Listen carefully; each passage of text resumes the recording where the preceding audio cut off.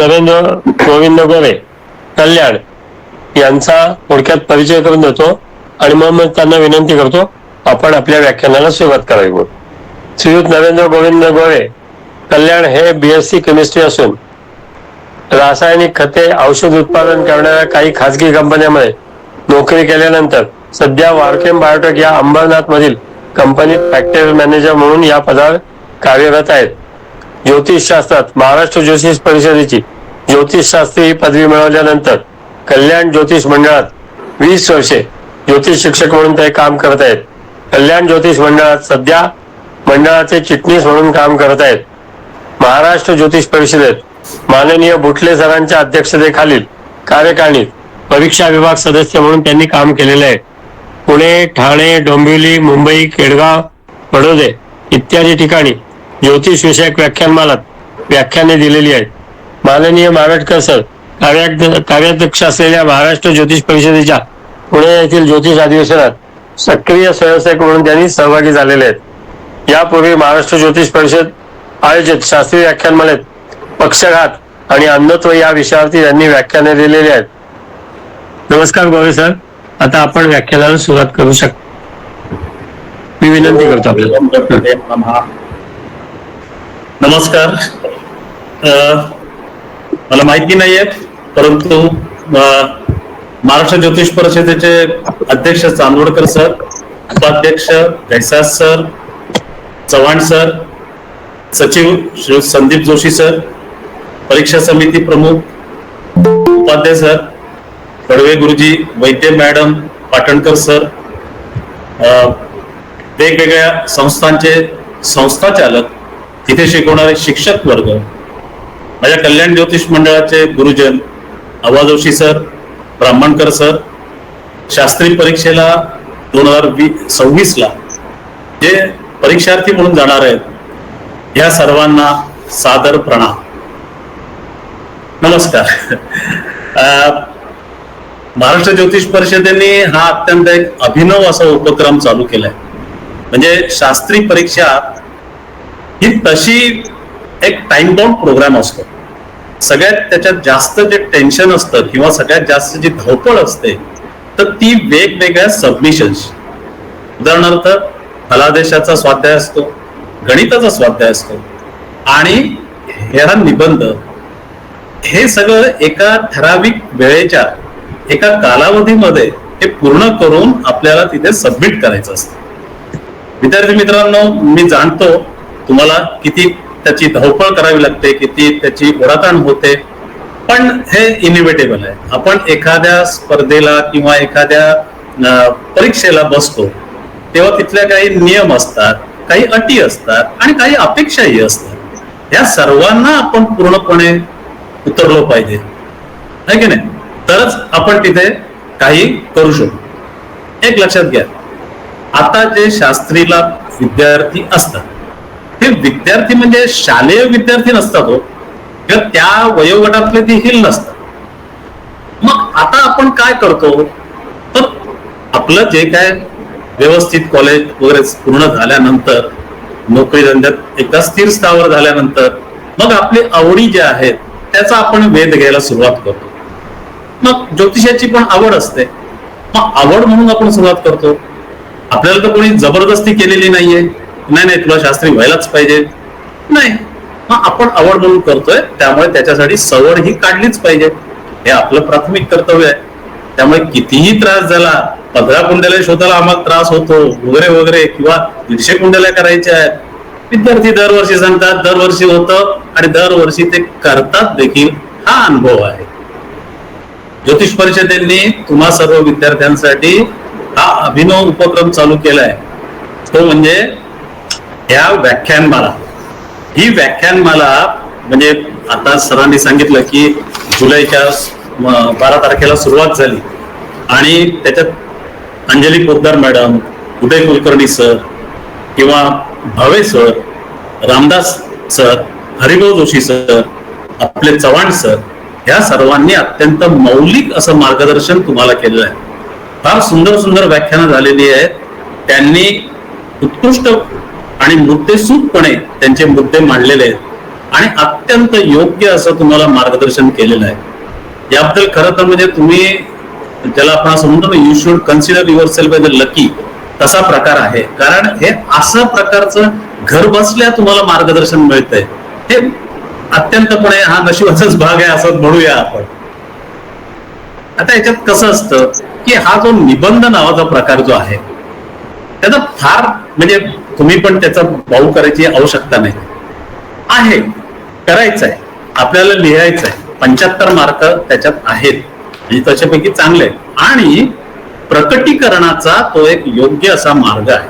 तुम्ही जे काही शिकताय, कारण 2 वर्ष तर तुम्ही शिकलेले आहातच, हे 3रं वर्ष असलं तर ज्योतिष परिषदेची तुमच्याकडनं काय अपेक्षा आहे की ज्योतिष विद्यार्थ्यांचा जनतेशी संपर्क यावा. या 15 कुंडल्या गोळा करताना जनतेशी तुमचा संपर्क यायला पाहिजे, लोकांचे प्रश्न समजून घेता येतात. आता आपण ज्योतिषी म्हणून जेव्हा समाजापुढे जाणार तेव्हा समाजाला जेव्हा मार्गदर्शन करणार तेव्हा त्याचे स्तर असतात ना वेगवेगळे. प्रत्येक स्तरावरच्या लोकांशी आपलं बोलणं झालं, त्यांना आपण ज्योतिषी म्हणून कसं सांगू शकतो हे आपल्याला थोडीशी याच्यातून एक प्रकारचं ट्रेनिंग मिळणार आहे आपल्याला. दुसरं अतिशय महत्वाचं म्हणजे ज्योतिष शास्त्राविषयी जे गैरसमज असतात ते दूर करण्याची ही खूप मोठी संधी आहे. म्हणजे माझे गुरुजन आणि आपल्या सर्वांचेच गुरुजन श्री श्री भट सर हे नेहमी सांगायचे, हे ज्योतिष हे थोतांड नाही, ते एक शास्त्र आहे. आणि ते अत्यंत ठासून ही गोष्ट सांगायचे. आणि त्यासाठी त्यांना जेव्हा जेव्हा संधी मिळेल, जिथे जिथे ते ठासूनपणे ते हे सांगायचे, ते मुद्दा त्यांचा मांडायचे. तर हे शास्त्र आहे म्हटल्यानंतर त्याचा अभ्यास देखील शास्त्र शुद्ध पद्धतीने होतोय हे आपण समाजाला आणि बाकीच्यांना जे या आपल्या वर्गात येत नाहीत त्यांच्यापर्यंत पोहोचण्याची ही खूप मोठी संधी आहे. 15 कुंडल्या गोळा करताना आपण वेगवेगळ्या लोकांशी जाऊन भेटणार आहोत, बोलणार आहोत. म्हणजे मला नाही वाटत की 15 कुंडल्या म्हणजे 15 लोकांना भेटलं की लगेच मिळाल्या असं नसतं किंवा नसेल. सर्वांचा तो अनुभव आहे, माझा देखील तो अनुभव आहे, असं लगेच मिळत नाही. गंमतच सांगायची तर आताची ही जी घरेलू कामगार हा जो विषय दिलेला आहे तो समाजातला एक वेगळा स्तर आहे. त्याच्या कुंडल्या गोळा करताना आलेल्या अनुभवांमध्ये उत्साहाचा भाग तर होताच. कारण का प्रत्येक मग मला पैसे कधी मिळतील, मग माझ्या मुलाला काय होईल, नोकरी मिळेल का, मग माझ्या नंदेचं लग्न होईल का, तुला नंदेच्या लग्नाची तुला काय एवढी काळजी, हो एकदा गेली तर बरं होईल ती, जरा माझा तरी त्रास वाचेल. ते इथपासून इंटरेस्ट प्रत्येकाचे वेगळे असतात, प्रत्येकाला काहीतरी वेगळं त्यातून साध्य करायचं. इथपासून ते जळलं मेलं तुमचं ते ज्योतिष कशाला काय मला विचारतो, मला दिवस जात नाही, मला इथे नवरा येऊन माझ्या उरावर बसतोय, मुलगा तगड्यात आणून बसलाय, मुलगी पावडर लावून इकडे तिकडे फिरते. इथपर्यंतचे वेगवेगळे अनुभव आपल्याला येतात. उत्साह पण असतो, निरुत्साही करणारा पण असतो, त्याला काय पर्याय नाही. हा विषय असा आहे की त्याच्यासाठी विद्यार्थ्यांमध्ये संशोधक वृत्तीची जाणीव व्हावी, ह्यासाठी हा खरा दिलेला आहे. आणि हा माझ्या मते अत्यंत अभिनव असा प्रकार आहे. या वर्षीचा हा घरेलू कामगार हा विषय आहे, हा एकदम अभिनव विषय आहे. कारण काय होतं, आतापर्यंत जे विषय बघा, डॉक्टर, वकील, सीए, बँक कर्मचारी, म्हणजे व्यवसायाशी संबंधित. एक व्यवसाय असतो, एक आजार असतो, अगदी बरोबर आहे ना. व्यवसायाशी पण संबंधित असताना नेहमी हाच विचार केला जातो की याची ऍप्लिकेबिलिटी काय आहे. म्हणजे जर का मी काही त्या डॉक्टर या विषयाचा अभ्यास केला तर उद्या माझ्याकडे पत्रिका विचारायला जे येणार आहेत ते बट नॅचरल विचारतात, माझा मुलगा डॉक्टर होईल का, इंजिनियर होईल का, वकील होईल का, सीए होईल का, ICW होईल का, CS होईल का. कोणीही असं विचारायला येत नाही माझा मुलगा किंवा मुलगी घरेलू कामगार होईल का. म्हणजे याला ऍप्लिकेबिलिटी ज्या अर्थाने सगळे म्हणतात तशी नाहीये. हा प्युअर संशोधनाचा विषय आहे, किंवा ज्याला प्युअर रिसर्च म्हणतात, त्याचा विषय हा. किती खूप मोठी संधी आपल्या समोर आलेली आहे की ज्या विषयावरती विस्तृतपणे असं कुठेही किंवा ठामपणे असं कुठेही नाहीये दिलेलं. म्हणजे वेगवेगळी जी पुस्तकं किंवा ग्रंथ म्हणूया ज्यांना आपण आता बघतो, किंवा जातक रहस्य म्हणा, किंवा अनेक जी व्यवसाय बद्दल मार्गदर्शन करणारे जे आहे, त्याच्यात घरेलू कामगारच्या विषयाला हात लावलेला नाहीये. मग आपल्याकडे खूप मोठी संधी आहे. आपल्याला संशोधन, खऱ्या अर्थाने संशोधन करायचं आणि ते लोकांपुढे मांडायचं. किती मोठी संधी आहे बघा. मला माहिती आहे खूप कमी लोकांनी हा विषय घेतला असेल, कारण तेच आहे की इथे रेडीमेड काही नाही. इथे तुम्हाला असं तयार काही नाही. तुमच्या चमच्याने भरवण्याचा प्रकार इथे नाहीये. ते तुम्हाला स्वतःला शोधायचे, काही नियम मांडायचे. ते कसे मांडायचे तुमचे तुम्ही तयार करायचे. ग्रंथांमध्ये आहे, पण ग्रंथांमध्ये बुल्स आय म्हणतात त्याला, तसा प्रकार नाही. आजूबाजूला पेरिफेरल आहे, आजूबाजूला दिलेले आहेत. अमक्याचं काय, तमक्याचं काय, हे काय, ते काय दिलेले. त्याच्यावरून तुम्हाला ते योग्यपणे, म्हणजे जसे मुद्द्यावरून गोष्ट लिहितो आपण, किंवा डॉट्स असतात त्याच्यावर ते एकत्र जोडायचे असतात. ठिपक्यांची रांगोळी, त्यातला ठिपक्यांची रांगोळी हा प्रकार इथे आहे, आपल्याला करायचा आहे. आणि मोठी संधी आहे ही आपल्याला. आपण जर खऱ्या अर्थाने शास्त्री परीक्षेचे आणि संशोधक वृत्तीने करणार. आता संशोधक म्हणलं ना की त्याची वृत्ती कशी चिकित्सक असते.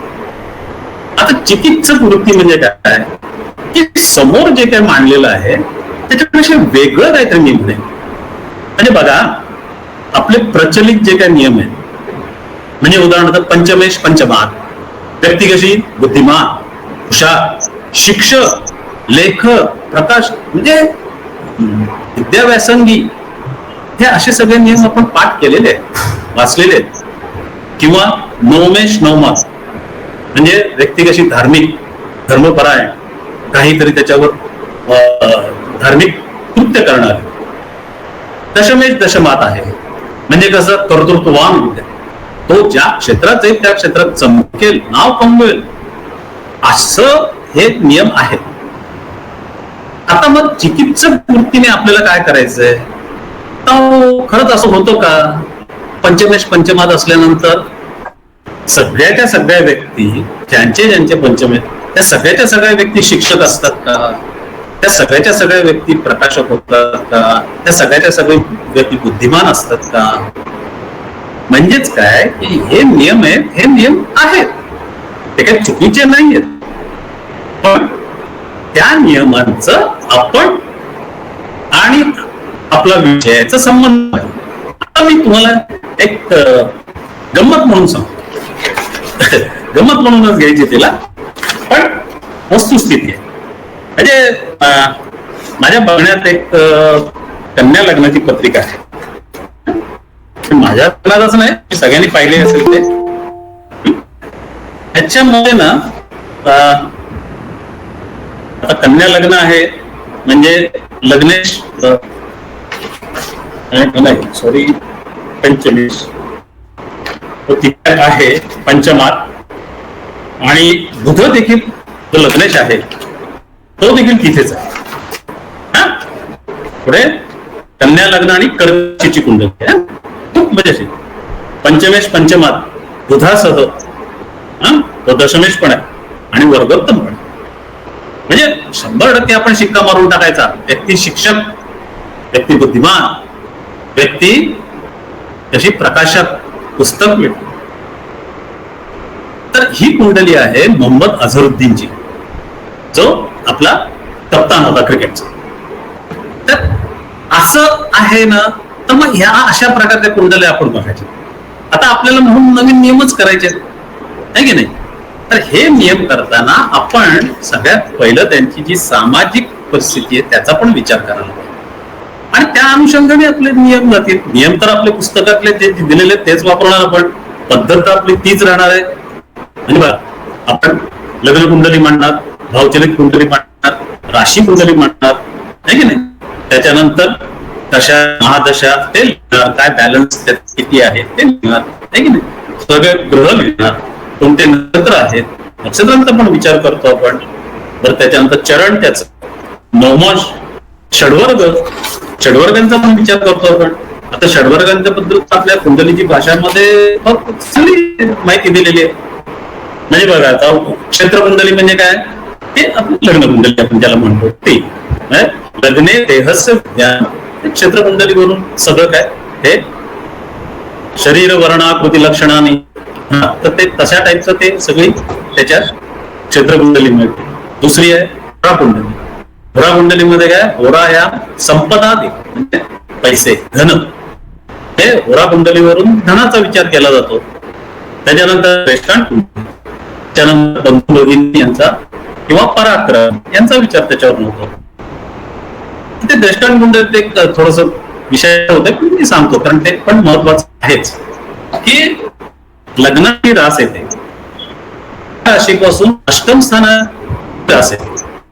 त्या राशीचा पहिला दृष्टी त्याला 22वा दृष्टांत. 7 भाव गेले, 7 ते 21 झाले, 22वा हा अष्टमातला पहिला दृष्टांत. त्याचा स्वामी तो खरेश, त्याला खरेश, आणि हा अत्यंत अशुभ. कुठेतरी आपल्याला तो भेटतो आणि मग लक्षात येतं, अरे हे अशुभत्व त्या खरेशामुळे आलेलं आहे. नवमांश कुंडली त्यानंतर नवमांश कुंडलीचा विचार करायलाच पाहिजे, कारण नवमांशामध्ये नथिंग बट नवमांश हेतू कलत्राणम असं म्हटलं तरी असं ते फक्त कलत्र सुख एवढंच लिमिटेशन नाही. जसा जसा त्याच्यावर अभ्यास झालाय, जसं जसं संशोधन झालंय, जसं जसं लोकांनी लिहिले त्याच्यावर, तर ते एक प्रकारे ते सत्वाचं सूक्ष्म स्वरूप आहेच. शुक्र त्याचा कारक ग्रह आहेच, परंतु नवमांश कुंडलीवरून पूर्णपणे आपल्याला ग्रहांचं बघता हे सगळ्यात महत्वाचं. त्याच्यानंतर सप्तमांश आहे, त्याच्यावरून कारण त्याचा कारक कोण आहे, गुरु आहे. त्यामुळे आपल्याला पंचम स्थानाचं ते सूक्ष्म स्वरूप आहे, त्यामुळे सगळं ते त्याचं तिथून कळतं. द्वादशांश कुंडली आहे, पित्रो द्वादशे तथा पित्रो. त्रिशांश कुंडली आहे, त्याच्यामध्ये अपघात, गंडांतर किंवा अपमृत्यू वगैरे हे बघतात. थोडक्यात काय की ह्या सर्व कुंडल्या म्हणजे लग्न कुंडली, भावचरित्र कुंडली, नवमांश कुंडली, ह्या सगळ्यांचा आपण विचार तर करणार आहोत. आपण तिथे काही वेगळं करणार नाही आहोत. संशोधन म्हणतात, तर संशोधनात हे सगळ्याचा वापर करतात. आता बघा, आपण एखादा माणूस आजारी पडला तर मग त्याच्यासाठी पॅथॉलॉजी टेस्ट करतात की नाही, सीबीसी केली, ESR केली, अरे काय नाही, ओके आहे. मग काय नाही, सोनोग्राफी करा, मग काय सिटी स्कॅन करा. म्हणजे ज्या ज्या काही आयुध आहेत, तपासण्या आहेत, त्याचा वापर करून ते निदान करायचं. म्हणजे ह्या सगळ्या आहेत, पण त्याचा वापर का नाही करायचा, असा सगळ्यात महत्वाचा. तर सगळ्यात महत्वाचं ते आहे. आता घरेलू कामगारांमध्ये देखील ना सांगितले त्यांनी काय काय काय काय आहे, पण त्याच्यामध्ये खूप कुंडल्या मिळवताना जरा प्रॉब्लेमच आहे. कारण हा एक असा वर्ग आहे की त्यांचा अवेअरनेस जरा कमी पडतो. त्यांचं म्हणणं की त्यांच्या आई वडिलांचं म्हणा किंवा ह्याचं थोडस कमी असल्या कारणाने नक्की तारीख, नक्की वेळ हे थोडस जरा अवघडच जातं. आणि त्याच्यामुळे त्याच्यापासून मग ह्या त्रिशांश, नवमांश ह्या कुंडल्या बनवताना थोडासा आपल्याला पण प्रॉब्लेम येऊ शकतो. मी पण आता जेव्हा हा विषय शिकवायचा म्हणा किंवा करायचा, त्याच्यासाठी जेव्हा कुंडल्या शोधत होतो, आणि याच्यापूर्वी माझ्याकडे नव्हती, माझ्याकडे कुठल्याही घरेलू कामगाराची कुंडली, एक प्लंबरची होती, तर ते आता हा विषयात आहे त्याच्यामुळे समजलं. परंतु मग त्याच्यासाठी काय शोधायचं, कसं करायचं, किती लोकांना भेटायचं. कारण काय झालं त्याच्यामध्ये, माझ्याकडे 4 कुंडल्या अशा आल्या की ज्याची जन्मतारीख 1 जून. आता 1 जून जन्मतारीख ही किती रिलायबल असू शकते, हा थोडासा एक जरा चिंतनाचाच विषय आहे. म्हणून त्या कुंडल्या जरा बाजूला ठेवू. कारण नाही, आपल्यालाही माहिती आहे की बरेच वेळेला ज्यांची जन्मतारीख माहिती नसते तेव्हा शाळेत जेव्हा जातात तेव्हा गुरुजी त्यांना ती 1 जून ही तारीख देतात. त्यामुळे 1 जून वाल्या कुंडल्या या विषयासाठी तरी मी नाही घेतल्या. त्याच्यानंतर मग काही कुंडल्यांमध्ये असं वेळेच्या बाबतीत पण थोडस जरा अवघड वाटत होतं की सकाळचे 7 का संध्याकाळचे 7 हे क्लिअर नव्हतं. त्यामुळे त्या कुंडल्या पण जरा बाजूला ठेवल्या. नाही, थोडक्यात काय की याच्यामध्ये चिकाटी पाहिजे, त्याच्यामध्ये तुम्हाला सहजासहजी कुंडल्या मिळणार नाही, तुम्हाला त्याच्यासाठी शोधाशोध मात्र बऱ्यापैकी करावी लागेल. आता ज्या वेळेला आपण विषयात शिरतो, विषयाची आपण निबंध लिहिताना पहिल्यांदा ज्यावेळेला ज्योतिषशास्त्रीय कारण किंवा ह्या प्रकारे प्रस्तावना झाली, प्रस्तावनेनंतर आपण विषय प्रवेश करतो. तर ह्या सगळ्यामध्ये बारकाईने माझ्या मते जर का तुम्ही सामाजिक स्तर आणि सामाजिक त्यांचा एकंदरीत असलेले त्यांच्या पुढे असलेले चॅलेंजेस, कारण यांचं आयुष्य साधं नसतं, खडतर असतं. हे हातमजूर ज्याला म्हणतात, हातावर कमवणारी आणि खाणारी अशी माणसं आहेत, यांची जी लाईफस्टाईल आहे ती पूर्णपणे वेगळी असते. तर त्याचा देखील विचार करायला पाहिजे आणि त्याच्याप्रमाणे आपण चालू. माझ्याकडे एक छोटस प्रेझेंटेशन आहे, मी तुमच्याकडे सादर करतो.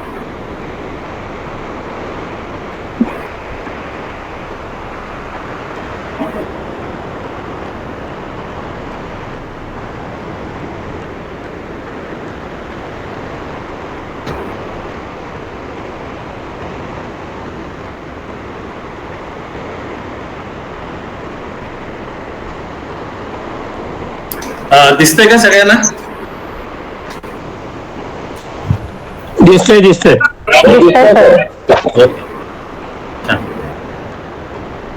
तर हे महाराष्ट्र ज्योतिष परिषद आयोजित ही मार्गदर्शनपर व्याख्यानमाला आहे, त्याच्याबद्दल आपण आता इतका वेळ बोललो. ज्योतिषशास्त्री परीक्षा 2026 निबंध स्वाध्याय. आता विषय क्रमांक 2 आहे हा. घरेलू कामगारांमध्ये काय दिलं त्यांनी? धुणी भांडी करणारे किंवा धुणी भांडी करणाऱ्या महिला, साफसफाई करणारे, स्वयंपाक करणारे म्हणजे घरी येऊन पोळी भाजी करणारे किंवा बाकी स्वयंपाक करणारे, वैयक्तिक सेवा देणारे म्हणजे इलेक्ट्रिशियन, प्लंबर, पेंटर, कार्पेंटर, मला वाटते काही लोकांकडे कुत्रा सांभाळायला पण माणसं असतात, अशा टाईपचं. म्हणजे एकंदरीत जे फारसं बुद्धिजीवी लोकांची कामं नाहीत, अशी कामं करणाऱ्या लोकांच्या संबंधी आपल्याला लिहायचे. आता धुणी भांडी करणारी बाई तर म्हणजे घरातल्या प्रत्येक गृहिणीचं तिच्यावर खूप अवलंबून असतं. हो, एक गृहस्थ संध्याकाळी घरी आले आणि त्यांची पत्नी एकदम खुश होती. त्याने विचारलं, काय एकदम खुश? मी आलो घरी म्हणून तू एवढी खुश झालीस का? मी काय हो, रोजच येतात, पण कामवाली बाई आजपासून यायला लागली म्हणून तिची ती खुशी होती. कामवाल्या बाईवर त्यांचा अर्थ पण खूप आणि त्या मदत पण घेतात. म्हणजे लक्षात घ्या की ते अपरिहार्य आहे त्या असणं. आता मी मगाशी जसं म्हणालो तसं की ज्योतिषशास्त्रीय दृष्टिकोनातून आपण घरेलू कामगार पाहणारच आहोत, किंबहुना ती आपली गरज आहे. परंतु ते करताना ते, कारण ते विषय आणि जे नियम वेगवेगळ्या ठिकाणी दिले, आपल्याला थोडीशी ती सामाजिक परिस्थिती ती समजून घेतली. म्हणजे ज्योतिषशास्त्रीय दृष्टिकोन असं कुठे नाहीये ना दिलेलं घरेलू कामगार. मग आपण हे अँगल बघूया, या दृष्टिकोनातून आपण बघूया.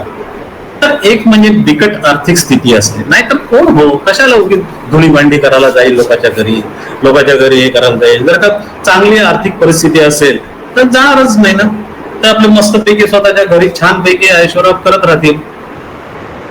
म्हणजेच काय की त्यातला एक पैलू किंवा एक कोण सगळ्यात महत्वाचा तो म्हणजे बिकट आर्थिक स्थिती आहे. म्हणजेच काय की आर्थिक स्थिती संबंधीचे जे नियम आपले आहेत त्याच्यात आपण चांगली धनलाभ वगैरेच्या गोष्टी ते आपल्याला धरता नाही येणार. त्याच्यातच आपल्याला वेगवेगळे जे गरिबीचे असतात ते करा. आता कसं असतं, निबंध लिहिताना बरेच वेळेला म्हणजे इव्हन त्याच्यात आपल्या माहिती पत्रकात पण आपल्याला सांगतात की एखाद्या मान्यवराची पत्रिका, त्या क्षेत्रातल्या मान्यवराची पत्रिका घेऊन ढोबळमानाने त्यातले नियम सांगून तुम्ही करा म्हणून. आता ह्या ठीक आहे, डॉक्टर आहे तर एक मान्यवर डॉक्टरची पत्रिका तुम्ही जे सगळ्यांना माहिती आहे त्यांची घेतली, त्याचे सगळे ग्रहयोग सांगितलेत आणि त्या पत्रिकेतून त्याच्याबरोबर ताडून दाखवलेत. सैनिक होतं, सैनिकीचं आपण केलं. परंतु याच्यात असं काही स्टँडर्ड कोणी नाहीये ना की त्याच्या बाबा घरेलू कामगाराचे त्याच्या आयुष्यातले जे त्याच्या पत्रिकेतले ग्रहमान तेच आपल्याला घ्यायचे किंवा त्याच्याप्रमाणे ते त्याच्या जवळपास जाणारे असं काही नाहीये. किंवा जे पुस्तकांमध्ये दिलेले नियम आहेत त्यांच्याशी ते जुळते आहेत असं पण काही नाहीये. तर आपल्याला आता मार्ग काय करायचा, तर बिकट आर्थिक स्थिती याच्याकडे आपण पॉइंट आउट करू, म्हणजे त्याच्या धनस्थानाची वगैरे कशी परिस्थिती आहे ते बघू. दुसरा भाग म्हणजे कमी शिक्षण किंवा शिक्षणाचा अभाव असतो. हाही मुद्दा महत्वाचा. शिकलेले असते तर कशाला दोन्ही भांडी केली असती. मग शिक्षण नाही झालं म्हणूनच मग ही वेळ आली ना. किंवा चांगल्या चांगल्या ठिकाणी पण बोलतात ना मुलांना किंवा मुलींना, अभ्यास नाही केलास ना, नापास झालीस ना, 4 घरची दोन्ही भांडी करायला लावीन तुला मी. ही परिस्थिती असते. म्हणजे काय, शिक्षणाचा पण इथे संबंध आहे आणि तो देखील आपल्याला तपासावा लागणार आहे. तिसरी गोष्ट स्वाभाविकपणे जे होतं ते म्हणजे त्यांचं राहणं, त्यांची वसतिस्थान. त्यांचं वसतिस्थान हे देखील असंच असतं सर्वसाधारण, जे त्याला आपण झोपडपट्टी म्हणूया किंवा गलिच्छ वस्ती म्हणूया, अशा ठिकाणी असतं. ते असे पॉश लोकॅलिटीमध्ये नाही राहू शकत, नाही परवडत. शेवटी हा सर्व आर्थिक संबंधाशी किंवा आर्थिक बाबींशी निगडीत असा हा भाग आहे. राहण्याचं साधं म्हणजे आपण देखील सर्वसाधारण माणसं देखील मलबार हिलला नाही राहू शकत. मग आपल्याला कुठेतरी डोंबिवली कल्याण असं यावं लागतं ना. म्हणजे हे जे काय आहे ते आर्थिक स्तरांमुळे राहण्याचं ठिकाण ठरतं. यांचं राहण्याचं ठिकाण पण जे आहे त्याचं आर्थिक जी परिस्थिती आहे त्यांची, ते त्यांना जे परवडतं तिथेच त्या ठिकाणी राहणार. दुसरं एक फार म्हणजे प्रत्येकाच्या बाबतीत नाही परंतु खूपशा ठिकाणी बघितलेलं आहे ते म्हणजे जोडीदार अत्यंत बेजबाबदार, कुठलीही जबाबदारी घेत नाही. बरेच वेळेला स्त्री असेल तर तिचा नवरा हा व्यसनी असतो. घर चालवायची सगळी जबाबदारी त्या बाईच्या अंगावर येत पडते. मग ती बाई काय करणार, शिक्षण नाही, मग ती काय करणार, दोन्ही भांडी करणार, फार फार तर पोळ्या लाटून देईल. म्हणजे अशीच कामं की ज्याच्यामध्ये शिक्षणाची आवश्यकता नाही. तर हा पण आपल्याला बघावं लागेल की न कमवणारा किंवा बेजबाबदार किंवा व्यसनी असा जोडीदार, यांचे काय ग्रहमान असतात, यांचं काय बाबा ज्योतिषशास्त्रीय नियम आहेत. आणि नंतरची गोष्ट आहे ते म्हणजे आरोग्य. थोडंफार काय होतं या बायका त्यांना पण फार शरीराचे चोचले करून जमत नाही. विशेषतः धुणी भांडी करणाऱ्या बायका बघतो किंवा इतर जे प्लंबर वगैरे आहेत ते थोडं अंगात कणकण असली तरी पण त्यांना जावंच लागतं, काम करावंच लागतं, दुर्लक्ष करतात स्वतःच्या. हा पण एक भाग आहे. आणखीनही असतील असं नाही मी म्हणत की इथेच त्यांचं संपलं. त्यांचे सामाजिक स्तर किंवा त्यांची लाईफस्टाईल ही या 5 पॉइंट्स पुरतीच लिमिटेड आहे असं नाही. आता इथे विद्यार्थी मित्रांनो आणि मैत्रिणींनो तुमचं काम चालू होतं. तुम्ही याच्या पलीकडे जाऊन तुम्ही आणखीन काहीतरी शोधून काढलं पाहिजे त्यांच्याशी, जे त्यांचा लसावी तयार होईल की ते सर्वसामायिकपणे आपल्याला घ्या. तर ही वस्तुस्थिती समजून घेऊ आणि त्याच्याप्रमाणे आपण पुढे जाऊ. आता कुठलाही आपण ज्या वेळेला आपल्या हातात काय आहे, आपण ज्योतिष अभ्यासक आहोत, ज्योतिषी आहोत असं पण नाही म्हणून ज्योतिष अभ्यासक आहोत. आपल्या हातातली शस्त्र काय आहेत आपली, तर राशी, 12 राशी, 12 ग्रह आणि 12 भाव, बरोबर की नाही. यांच्याच आधारे मग नक्षत्र वगैरे भाग आलाच, परंतु यांच्या आधारेच आपल्याला नियम एक एक सिद्ध करायचे. त्या नियमांनुसार त्या कुंडलीची उकल करायची. मग आता त्यातल्या मनाने जर का आपण राशी बघितल्या तर राशी बरेच वेळेला ही आपली मनोभूमिका किंवा आपला कल कुठे आहे हे दाखवत असते. मेष राशी जी आहे, हा मेष राशी आहे ना, मेष राशी थोडीशी अग्नितत्वाची राशी आहे, पहिली राशी आहे. घरात ते 5 काम करण्यात आहे. पण ह्यांचं मुख्य जे काय आहे ते नियोजन करणं, स्वतः काम करण्याचं नाही, तर कार्य करून घेण्याचं. दुसऱ्याकडनं काम करते ऍडमिनिस्ट्रेशन खूप चांगले, ते स्वतः काम नाही करत. वृषभ राशीच्या लोकांचं कसं आहे की त्यांना एक कोणतरी कॅप्टन लागतो, त्यांना कोणतरी एक मार्गदर्शक लागतो, तो सांगेल आणि मग मी करेन. त्यांनी दाखवलं पण ते करतील ते अतिशय उत्कृष्ट करतात. म्हणजे त्या वृषभ राशीचा सहकारी मिळणं हे खूप भाग्याची गोष्ट आहे. कारण आपल्या ज्या आयडिया असतात त्याच्यापेक्षा तो फार सुंदरपणे आणि फार छानपणे फार चांगल्या प्रकारे तो ते काम करतो. पण काम करणं हे वृषभ राशीकडे आहे आणि वृषभ राशीच्या लोकांना कामाची अंमलबजावणी, त्याची पूर्तता चांगली जमते. आता वृषभेचे लोक म्हणतात थोडेसे आळशी असतात, पण ठीक आहे, तो माणूस आहे, माणसाचा स्वभाव धर्म आहे, असतात, सगळीच माणसं आळशी असतात. फक्त वृषभेची नसतात. म्हणजे मेन कसं आहे की मेषेच्या लोकांनी कामाचं नियोजन करायचं आणि वृषभेच्या लोकांनी त्या कामाची पूर्तता करावी. हे कॉम्बिनेशन एक चांगलं जमतं. मिथुन राशी आहे ना, ही बोलकी राशी. म्हणजे ज्या कामात पुष्कळ बोलावं लागतं अशी कामं त्यांना आवडतात. ज्या कामात विविधता आहे, बुद्धिमत्तेची आवश्यकता आहे, हे अशी सगळी कामं त्यांना आवडतात, पटतात, जमतात, करतात. तर त्याच्यामुळे ही जरा बोलणारी लोक आहेत हे, आणि त्यांचं बोलणं पण ऐकत राहावं असं असतं. त्याच्यामुळे ती त्यांचं धातोटी फार चांगली असते. कर्क राशी आहे. कर्क राशी ही म्हणजे राजराशी आहे, पण त्यांना खूप काही भोगावं लागतं, त्यांना खूप काही सहन करावं लागतं. त्यांना स्थित्यंतर म्हणजे त्यांच्या याच्यामध्ये खूप अप अँड डाऊन्स असतात, अनेक उलाढाली घडत असतात. पण त्यांना राजराशी असल्या कारणाने मान सन्मानाची आवड असते. त्यांना लोकनिंदेची, टीकेची त्यांना फार भीती वाटते. लोक काय म्हणतील, असं केलं तर ती काय म्हणेल, असं काय केलं तर तो काय म्हणेल, शेजारी काय म्हणेल, हे त्यांच्या मनात सतत द्वंद्व चालू असतो. आणि ज्या म्हणजे व्यवसायात किंवा ज्या कामामध्ये बुद्धीला वाव आहे असं त्यांना आवडतं आणि अशा याच्यात ते फार चांगल्या प्रकारे काम करू शकतात. पण मान सन्मान आणि लोकनिंदा, त्याच्यामुळे कितीही वाईट अवस्था आली, कितीही बिकट अवस्था आली तरी ते पटकन चार घरची धुणी भांडी करतील असं वाटत नाही. सिंह ते तर काय राजेच आहेत. ही राजराशी आहे. या व्यक्तीनं सत्ता, अधिकारपद, नेतृत्व यांचा लोभ असतो आणि हे महत्वाकांक्षी ही असतं. कन्या राशी इथं शिक्षणाची राशी आहे. त्यांना आवड असते आणि त्यांची निरीक्षण बुद्धी फार चांगली असते. शोधक बुद्धी जन्मतः लाभलेली असते. म्हणजे असे शोध निबंध लिहायला कन्याची माणसं चांगली आहे.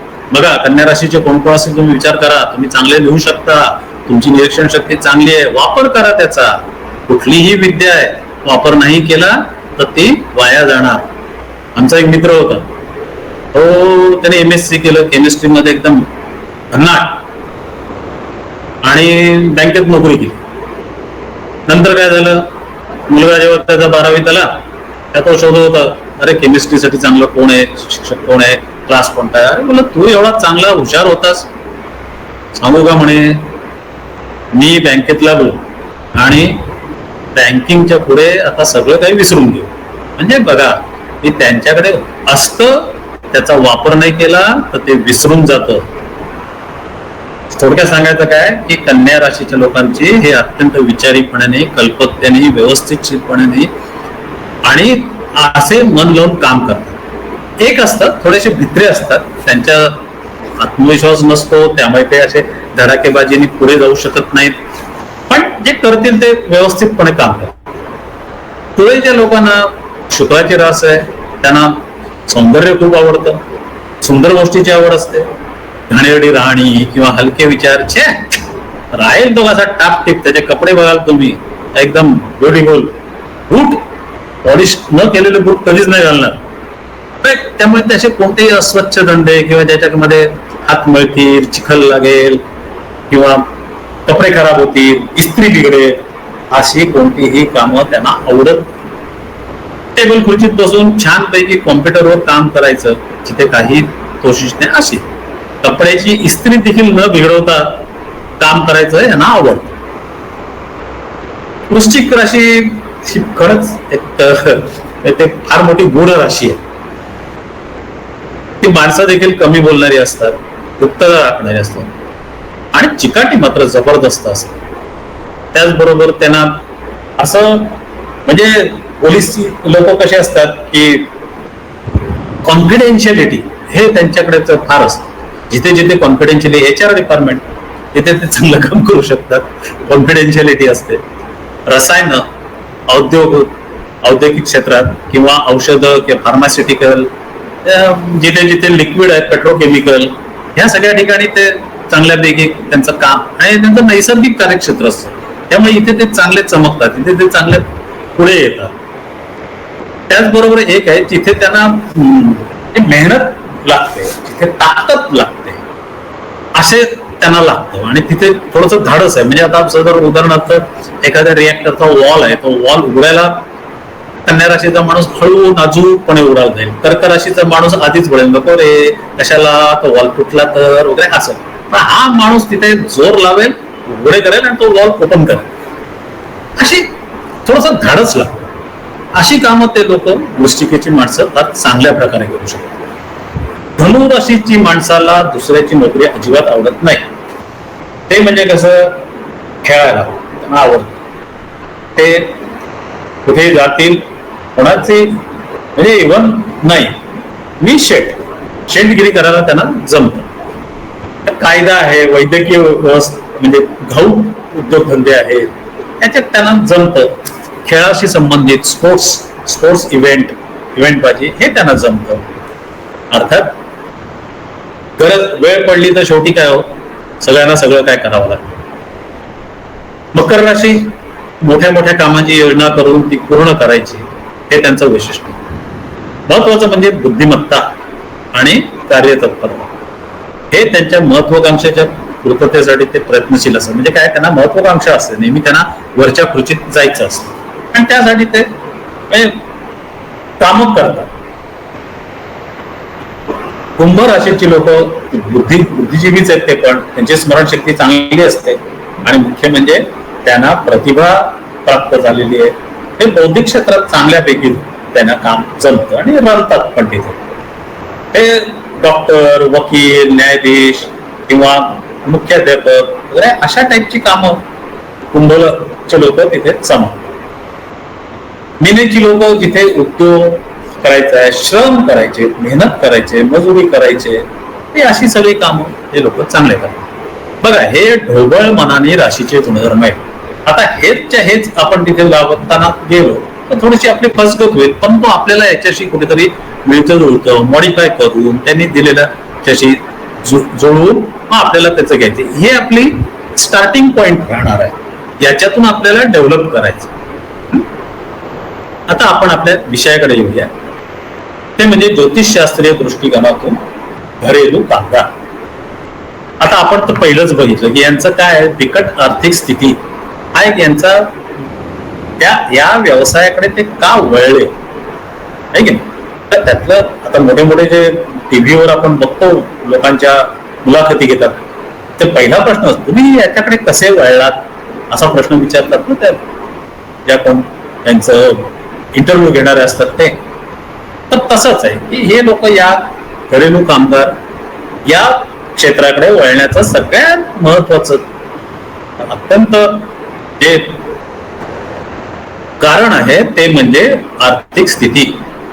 मग आता या बिकट आर्थिक स्थितीत काय असणार, म्हणजे का बरं होतो, तर काही योग आहे आणि ह्या योगांमध्ये त्यांची आर्थिक स्थिती सुधारत नाही किंवा आर्थिक स्थिती बिकट राहते. आता हा अशुभ उभयचारी योग. आता तुम्हाला रवी आणि चंद्राचे वाशी, वेशी, त्याच्यानंतर आमला, सुफला, उभयचारी, दुर्धरा वगैरे योग माहिती असतीलच, त्याचा तुम्ही अभ्यास केला असेलच.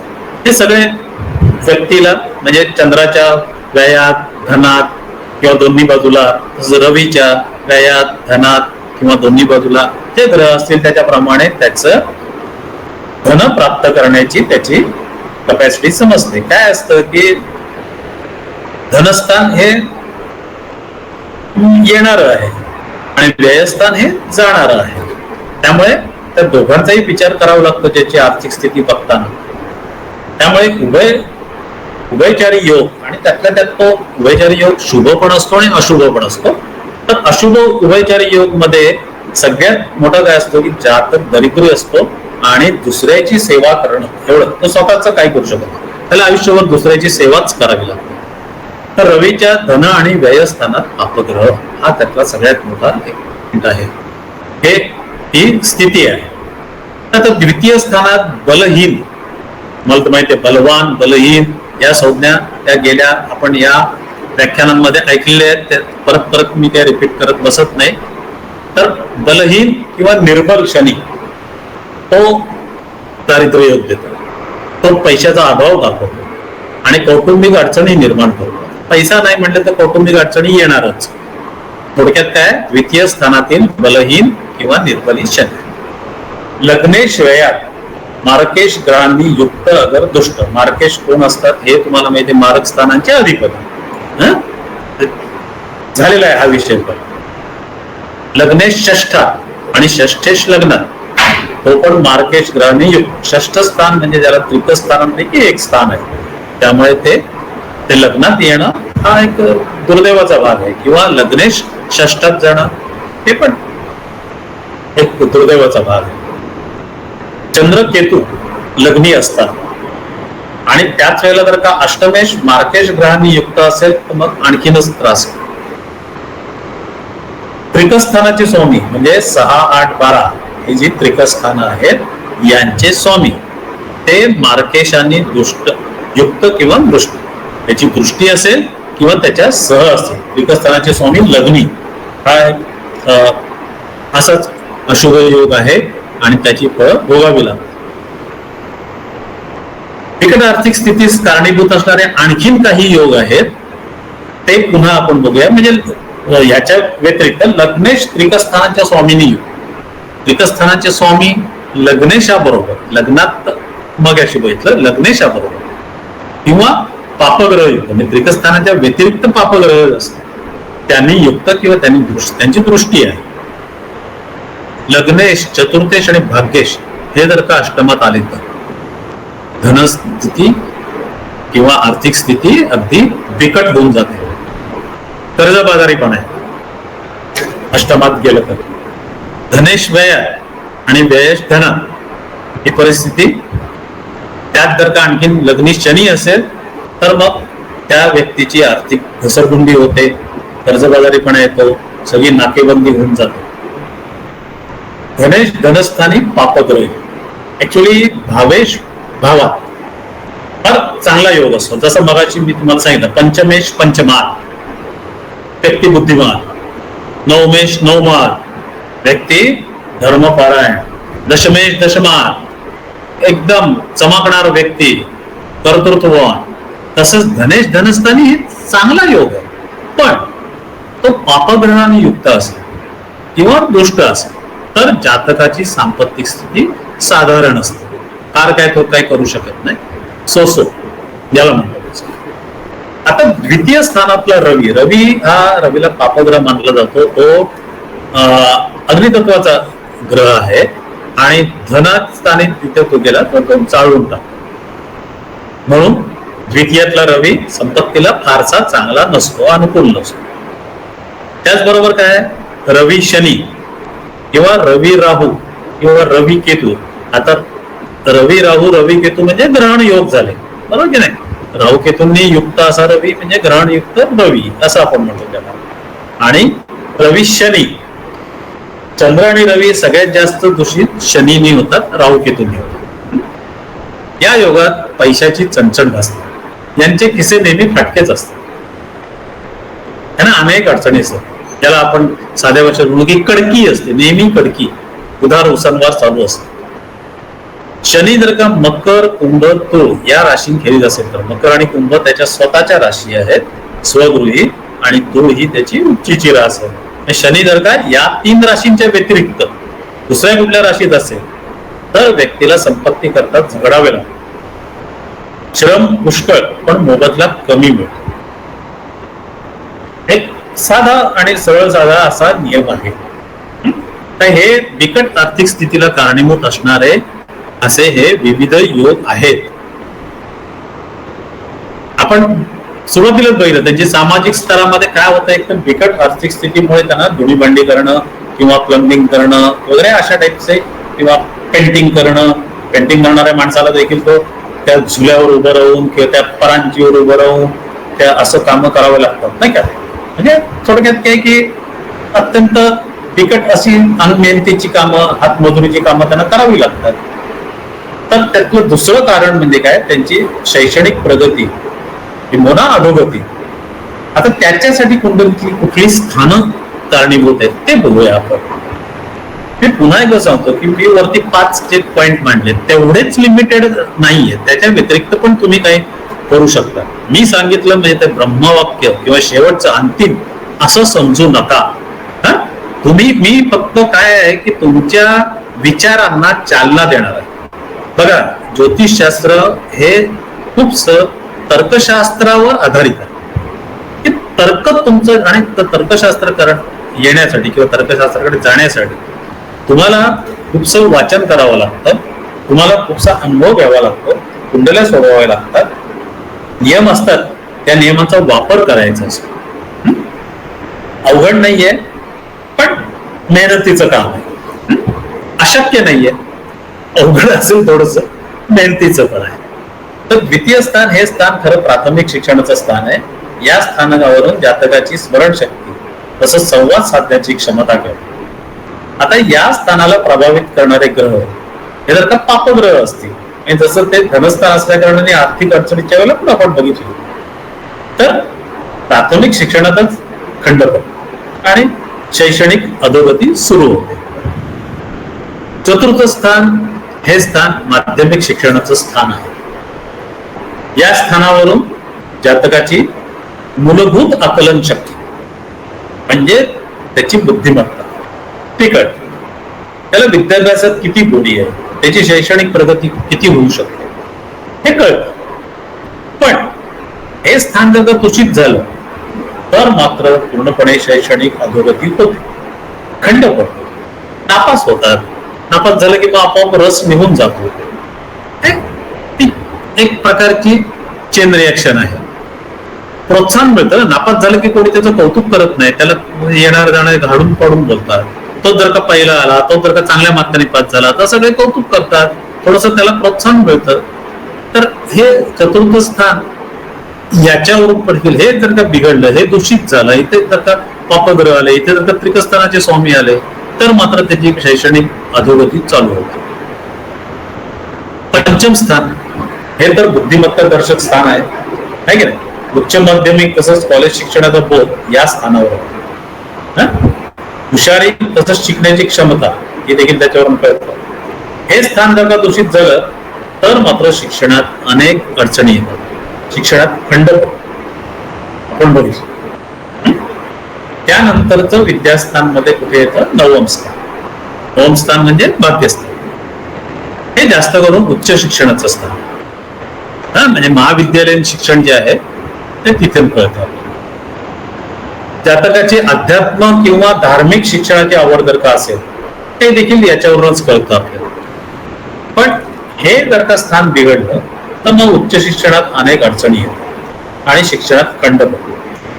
या स्थानाचा सगळ्यात मोठा शत्रू आहे तो म्हणजे शुक्र. शुक्र भलत्याच दिशेला घेऊन जातो. एक लक्षात घ्या, गुरु पण गुरु आहे, शुक्र पण गुरुच आहे. गुरु पण विप्रवर्णीय आहे, शुक्र पण विप्रवर्णीय. फरक एवढाच आहे की गुरु हा देवांचा गुरु आहे आणि शुक्र हा राक्षसांचा गुरु आहे. त्यामुळे शुक्रापासून शिक्षणामध्ये खूप जपावं लागतं, कारण लक्ष भलतीकडेच जातं, डायव्हर्ट होतो. मग नको त्या गोष्टींकडे, नको त्या गोष्टींचं आकर्षण राहतं आणि शिक्षणावरचं मन उडतं. आता ग्रह जर का बघितले, आपण स्थानं बघितली, भाव बघितले, आता ग्रह बघूया. तर ग्रहांमध्ये बुध जो आहे ना, ते जातकाचं शिक्षण, त्याची बुद्धिमत्ता, त्याचं कम्युनिकेशन स्किल अत्यंत महत्वाचं लागतं ना. कारण तसं वायवा पण असतं, लेखन पण, लेखनातून पण आपण जी परीक्षा देतो किंवा आता निबंध लिहिणार आहोत, ते लेखन कौशल्य तुमचं चांगलं असेल तर तुम्ही इफेक्टिव्हली लिहू शकता. त्याची हुशारी कळतं, त्याचं बुधाची स्थिती कशी आहे त्याच्यावरून कळतं. बुध जर दुर्बल असेल किंवा पापग्रहांनी युक्त असेल किंवा पापग्रहांनी दुष्ट असेल तर मात्र जातकाला एकाग्रता साधताय. सगळ्यात महत्वाची गोष्ट आहे की एकाग्रता. चंद्र बुध जर का एकत्र असतील ना तर त्या व्यक्तीची स्मरणशक्ती चांगली राहते, त्याला एकाग्रता चांगली मिळते. बघा, चंद्र म्हणजे मन आहे. मन हे चंचल असतं आणि चंद्र हा तसा फास्ट मुव्हिंग आहे. आणि बुध हा लहान असल्या कारणाने तो, त्याला बाकीचे मोहमाया नाहीत. कदाचित त्याला खरं म्हणजे नपुसकच म्हणतात. पण तो कॉन्सन्ट्रेशन, अभ्यासाचं मन ऐन तारुण्यात भलतीकडे लोळून देत नाही. त्यामुळे बुध महत्वाचा ठरतो. पण बुध जर का नसेल बरोबर, तो पापग्रहाने युक्त असेल तर मात्र शिक्षणात पिछेहाट होते. गुरुमुळे हुशारी कळते, ज्ञान त्याची खोली कळते. मुख्य म्हणजे खोलवर किती ज्ञान आहे हे कळतं. त्या व्यक्तीला शिक्षणाची आवड किती आहे त्याला ध्यास किती आहे, त्याला आणखी नवीन नवीन काय शिकायची इच्छा आहे का, उच्च शिक्षण घ्यायचं आहे का, हे सगळं त्याला गुरुच्या शुभत्वावर अवलंबून असतं. दूषित गुरुमुळे जातकाचा शिक्षणातला रस नाहीसा होतो. मगाशी आपण बघितलं त्याप्रमाणे गुरुचा शत्रू शुक्र आहे. आणि मग आता गुरुचं आपण इथे बघितलं की त्याला उच्च शिक्षणाचा ध्यास आहे, नवीन शिकण्याची उमेद आहे. हे सगळं जर का शुक्रामुळे दूषित झालं तर फोकस चेंज होतो ना, भलतीकच राहतं मग लक्ष. मग कॉलेजमध्ये गेल्यानंतर मुलींवर इम्प्रेशन मारण्यातच जातो, अभ्यास होत नाही. किंवा मुलींचं देखील मग मुलांकडे लक्ष जातं. घडतात या गोष्टी, वारंवार नापास होतो, अडथळे येतात. अशा रीतीने शिक्षण पूर्ण होत नाही.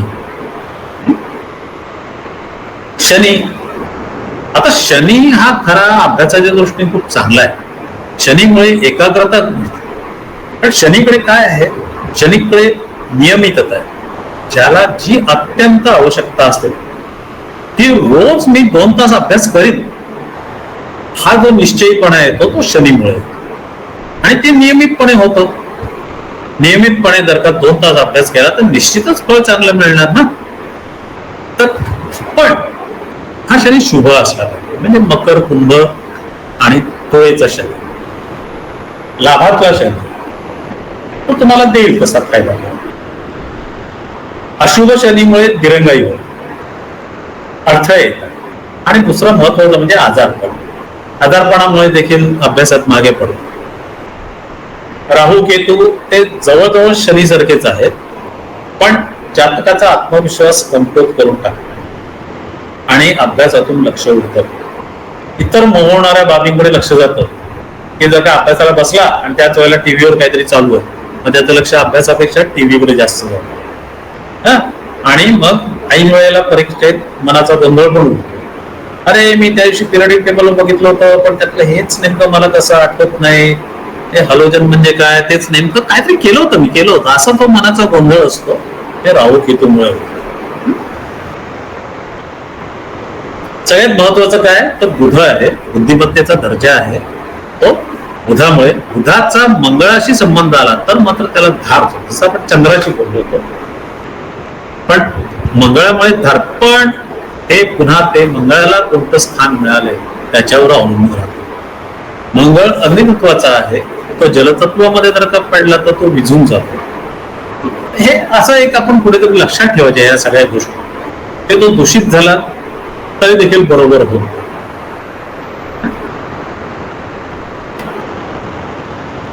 चंद्र बुध शुभयोग असा, मला हे आपण बघितलं होतं, बोललो होतो मी तुम्हाला, की जातक बुद्धिमान असतो, हुशार असतो, विद्वान असतो.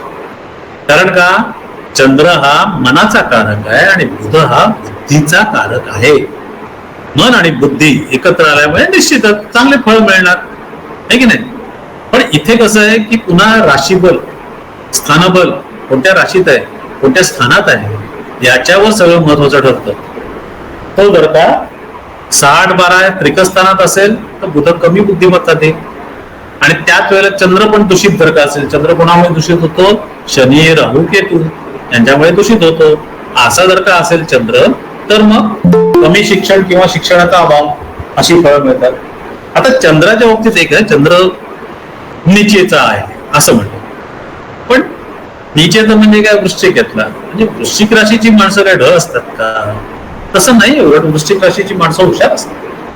त्यामुळे निचेचा चंद्र याला तसं लिमिटेडच महत्व या दृष्टीने, म्हणजे अभ्यासाच्या दृष्टीने तरी दिलं पाहिजे आपण.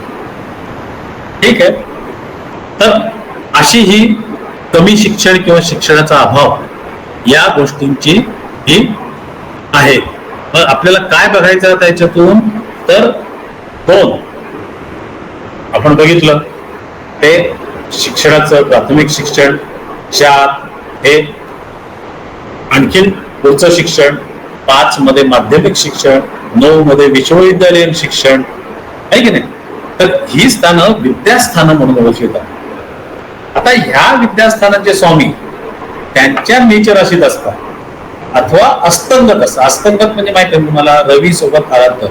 अस्तंगत ग्रहांमध्ये काय होतं की त्या ग्रहाला स्वतःच काहीच राहत नाही, रवी त्याचं सर्व शोषून घेतो आणि त्या म्हणजे एका पुस्तकात तर त्याने लिहिलेलं आहे की तो पुंगी वाजवून नागाला जसं मोहिनीत पाडून मग त्या नागाचं सगळं निघून गेलेलं असतं त्याचं शौर्य, तशा टाईपचं अस्तंगत ग्रहाचं होतं, तो काही करू शकत नाही.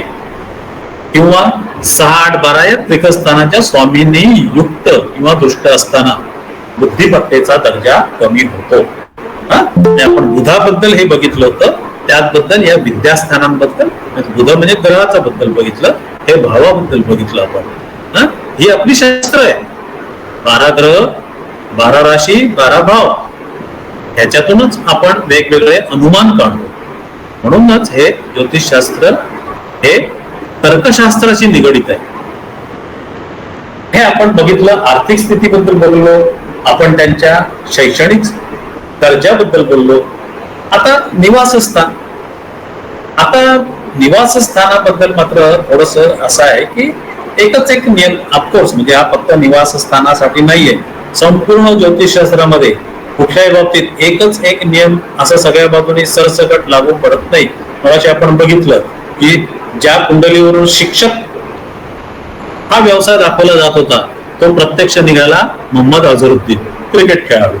त्याच्यामुळे असं नाही की हा एकच एक नियम लावला आणि त्याला आला. परंतु पुन्हा एकदा उल्लेख करेन की श्री श्री भट सरांनी याच्यावर खूप चांगलं काम केलं होतं. इव्हन त्यांच्या ते जेव्हा दिवाळीचं राशी भविष्य येतं, वार्षिक राशी भविष्य येतं, त्याच्यात पण बरेच वेळेला त्यांचा उल्लेख असायचा. अमुक राशी, अमुक स्थान, मग त्याचं घर असं असं, मग त्याचं निवासस्थान असं असेल. त्यांनी त्यांच्या पुस्तकामध्ये पण ह्याचा उल्लेख केलेला आहे. भट सरांनी त्याच्यावर खूप चांगला अभ्यास केला होता. तर त्याच्याप्रमाणे जर आपण गलिच्छ वस्तीत निवासस्थान असणं याच्यासाठी काय एकच एक नियम नाहीये. परंतु काही ग्रह ते विशिष्ट स्थानात असले किंवा त्यांची ग्रह योजना त्यावरून आपल्याला कळतं, आपण त्याच्या अंगुली निर्देश तरी करू शकतो. तर गलिच्छ वस्तीत राहण्यापैकी एक द्वितीयेश किंवा चतुर्थेश, चतुर्थ स्थानावरून तर घर बघतातच, तुम्हाला माहितीये. सुखस्थान म्हणतात त्याला, आहे की ना, घराचं स्थान आहे, घरातून सुख मिळतं, त्यामुळे ते सुखस्थान. सुखातलं तिथे आणखीन पण आहे, वाहन योग वगैरे वगैरे बऱ्याच गोष्टी आहेत. फक्त घर एवढंच नाहीये, मुख्य म्हणजे मातृस्थान आहे ते. परंतु ते जर का निर्बल, त्या चतुर्थ स्थानाचा स्वामी निर्बल असेल, द्वितीय स्थानाचा स्वामी निर्बल असेल तर चांगल्या वस्तीत राहायला मिळत. दुसरा महत्वाचा ग्रह म्हणजे शनी. तो तर गलिच्छ वस्तीचा कारक आहे. शनीचं निवासस्थान उकिरडा असं म्हणतात, डम्पिंग ग्राउंड आहे ना. तर त्याचा चतुर्थाशी संबंध आला म्हणजे त्याचा म्हणजे शनीचा. तर झोपडपट्टी किंवा गलिच्छ वस्ती याच्यात राहावं लागतं व्यक्तीला. शुक्र बघा, शुक्र हा सौंदर्याचा कारक आहे. म्हणजे शुक्र कसं सुंदर आणि नीट नेटकं घर असतं त्यांचं. म्हणजे त्यांच्या घरी तुम्ही जाल तर त्यांच्या याच्यावर बेडवर टाकलेली चादर देखील स्वच्छ धुतलेली परीट गडीची, छान पैकी त्याच्यावर फुलांचं वगैरे डिझाईन असलेली, इस्त्री केलेली अशी वगैरे व्यवस्थित असते. सुकत्या नसते, त्याला साजेशी उशीचं कव्हर असेल. पडदे बघा, त्यांचे पडदे पण बघण्यासारखे असतात. रंगसंगतीचं चांगलं ज्ञान असतं. म्हणजे शुक्र कदाचित त्यांना आता आर्थिक स्थितीमुळे घर लहान असेल, मोठं असेल, जिथे चांगल्या वस्तीत पण नसू, पण ते आतमध्ये गेल्यानंतर त्यांचं घर चांगलं असेल तिथे शुक्राचा प्रभाव दिसतोच आणि ओळखू येतो की हे घर शुक्राचं आहे. गेल्या बाजार ते घरात सुगंधी द्रव्य फवारतील किंवा त्यांच्याकडे जर का ते अगरबत्ती लावत असेल तर ती पण अतिशय मोहक आणि सुंदर वासाची असेल. शुक्र हा सौंदर्याचाच कारक आहे. त्यामुळे बलवान शुक्र जर का असेल तर सुंदर आणि नीट नेटकं निवासस्थान दाखवतो. आता गुरु तुम्हाला सर्वांना माहिती आहे की आकाश तत्वाचा आहे, तर तो काय दाखवतो, विशालत्व म्हणजे मोठं. आपण याचा आणखी पुढे बघू, भट सरांनी काय दिलेत नियम ते बघू आपण. आता चतुर्थाशी संबंध येणे म्हणजे काय की चतुर्थात त्या ग्रहाची राशी येणं किंवा चतुर्थात तो ग्रह असणं किंवा चतुर्थावर त्या ग्रहाची दृष्टी असणं किंवा चतुर्थेशाबरोबर तो ग्रह असणं. आता भट सरांच्या मते चतुर्थातील रवी हे सरकारी आणि मोठं घर झालं, बरोबर. रवी म्हणजे राजा, राजा म्हणजे आता काय राजा नाही तर सरकार. त्याच्यामुळे सरकारी निवासस्थान असू शकतं किंवा मोठं असू शकतं, आहे की नाही. त्याचा संबंध अगदी परफेक्ट, म्हणजे हे एक प्रकारे पट्ट आपल्याला, येस असं असत. चतुर्थातला चंद्र. आता चंद्र बघा, चंद्र कसं आहे की तो चंद्र आणि चांदण्या चंद्र एकटा तर सूर्याबरोबर चांदण्या असतात चकोरी, त्यामुळे ती वर्दळ असते त्या आजूबाजूला, आणि त्या स्त्रिया जास्त असतात तिथे. त्यांच्या घराजवळ पाणी असतं, जलाशय असतो, एखादा विहीर म्हणा, तलाव म्हणा, पाणवठा, नगरपालिकेचं कार्यालय वगैरे असं असतं. चंद्र म्हणजे थोडक्यात काय की कोणाचं घर कसं, कोणाचं घर कसं, परंतु हे बघायला मिळतं की निवासस्थानाजवळ ज्यांची जलतत्वाच्या राशी आहेत 4, 8, 12 यांच्या जवळपास असतं असं. आता कर्केचं आहे स्वच्छ तळ असेल, वृश्चिकेचं आहे थोडं गढूळ टक्क असू शकेल, मीनेचा अथांग महासागर असू शकतो. हे आहे. तर मी एक पत्रिका बघितली होती, व्यक्ती वृश्चिक राशीची होती आणि ते तलावाशेजारीच राहत होतं, पण शनी तिथे डायरेक्ट असल्या कारणाने त्या तलावाचं नाव काळा तलाव. आता याचा अर्थ असा नाही की काळ्या तलावाच्या आजूबाजूला सगळे जे राहतात ते वृश्चिक चंद्र आणि चतुर्थ शनी असा नाही, पण ही ज्योतिषशास्त्रीय जी काय तत्व आहेत ना, ही जर का त्या पत्रिकेत परावर्तित झाली, आपल्याला दिसली, आपल्याला कळली, तर आपल्याला पण आनंद होतो आणि वाटतं अरे हा खरंच तिथे लिहिलंय ना, ते एकदम परफेक्ट आहे.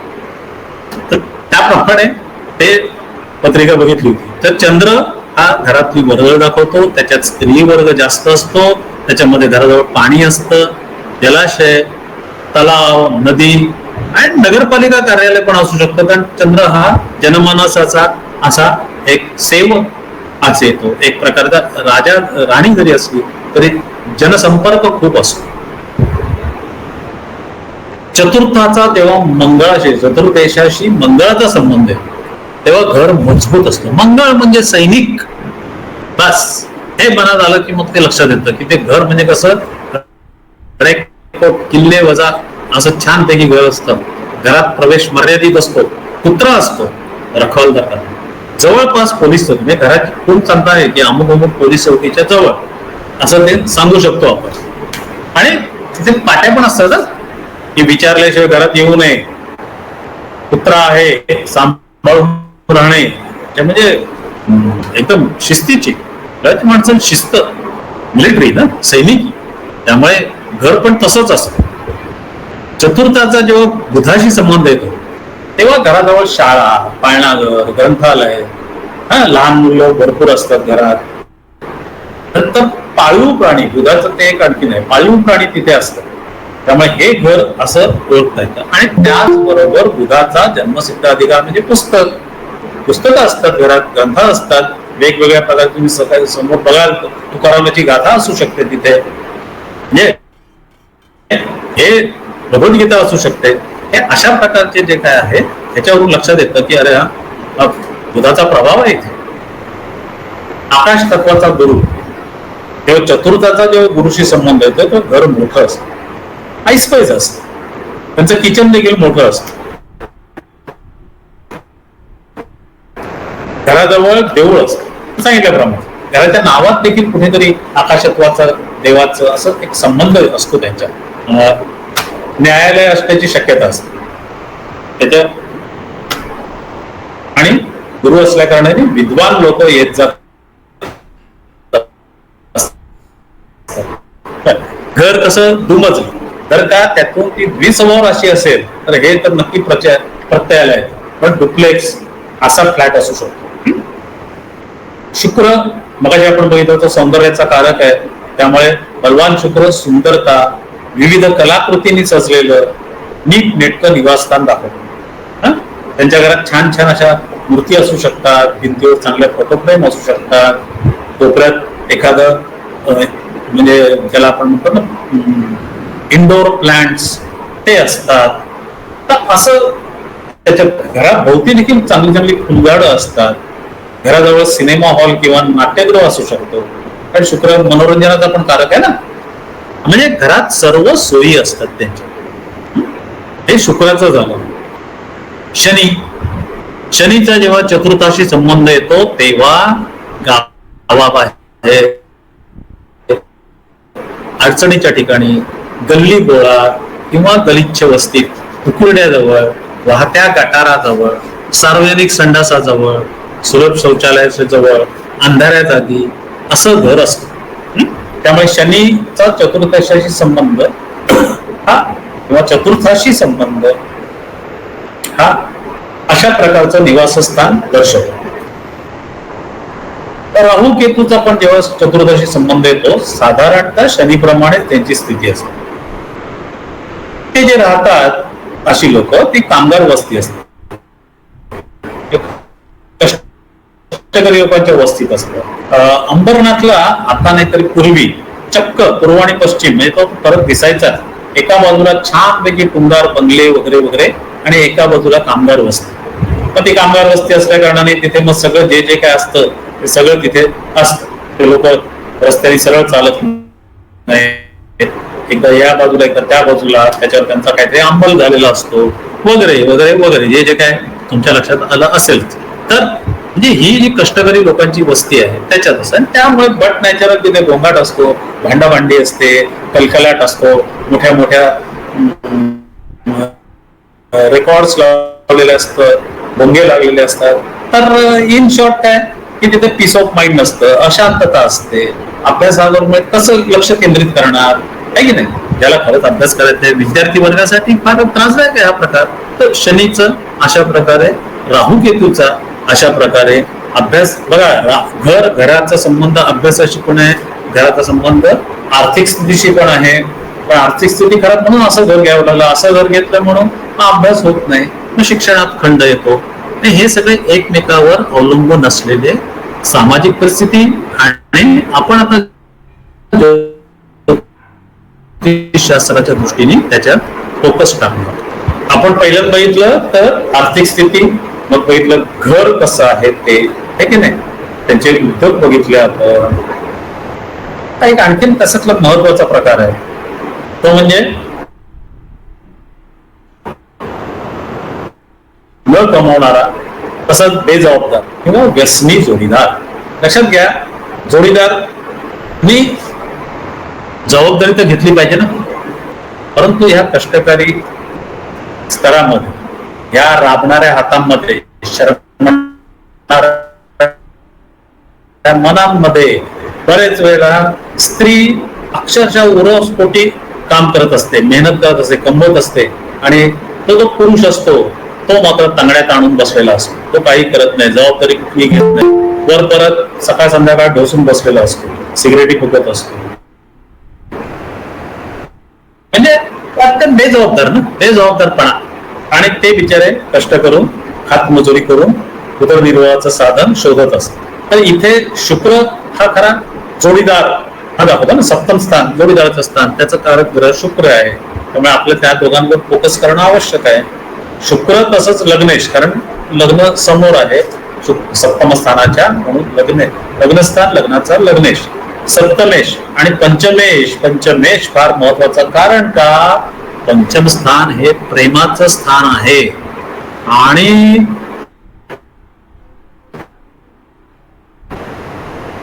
प्रेमात सप्तमेश पंचमात किंवा पंचमेश सप्तमेश लग्नात किंवा लग्नेश पंचमात किंवा सप्तमात प्रेमविवाह घडतो, ठीक आहे नाही. आता जर का यशस्वी प्रेमविवाह, कारण खरं प्रेम, डेप्थ नाही असलेलं प्रेम, वरवरचं नाही, ते प्रेम जर का शुभ ग्रहाचा संबंध असेल तर येतात आणि मग ते सक्सेसफुल होतं.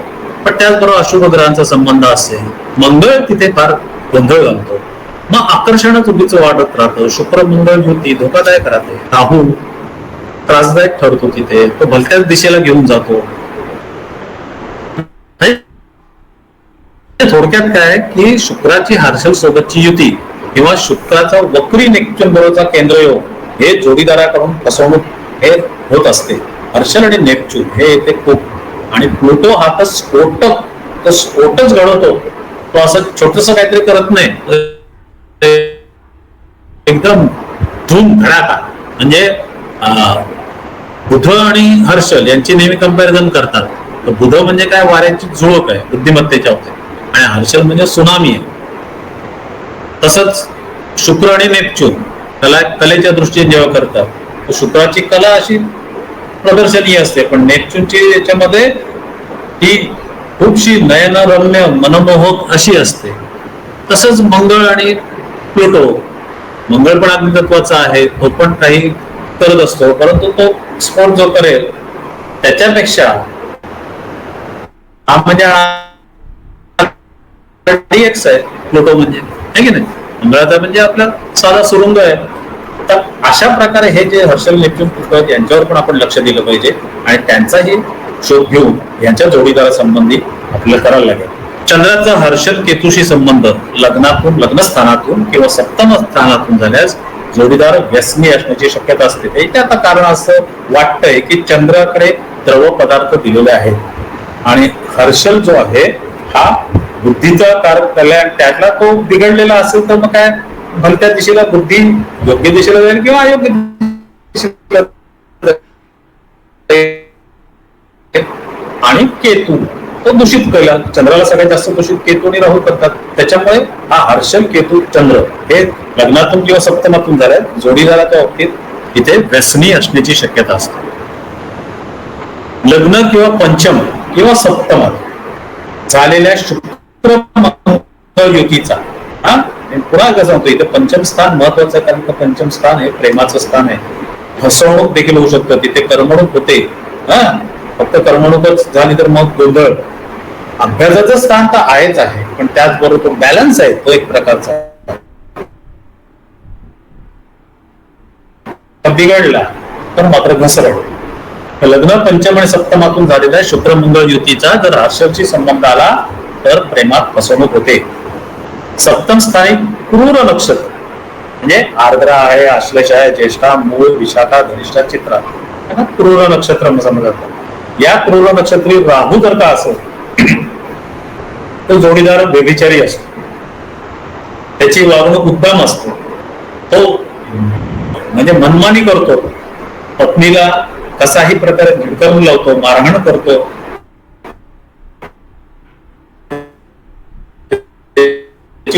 संसार सगळा काय तो त्या स्त्रीच्या अंगावर ढकलतो आणि जातो. तर हे असे जे ग्रहयोग आहेत त्यांचा देखील आपल्याला पुढे सापडतो का बघितलं पाहिजे.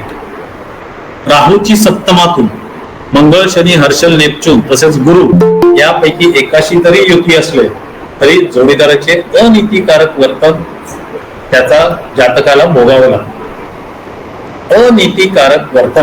अनीतिकारक वर्तनामध्ये तर सगळ्याच गोष्टी आल्या की बाहेर खेळीपणा, अनीतिकारक मध्ये भांडणं, अनीतिकारक मध्ये उगीच केलेले चोऱ्या माऱ्या, म्हणजे बायकोच्या पर्स मधून पैसे काढणारे नवरे देखील असतात.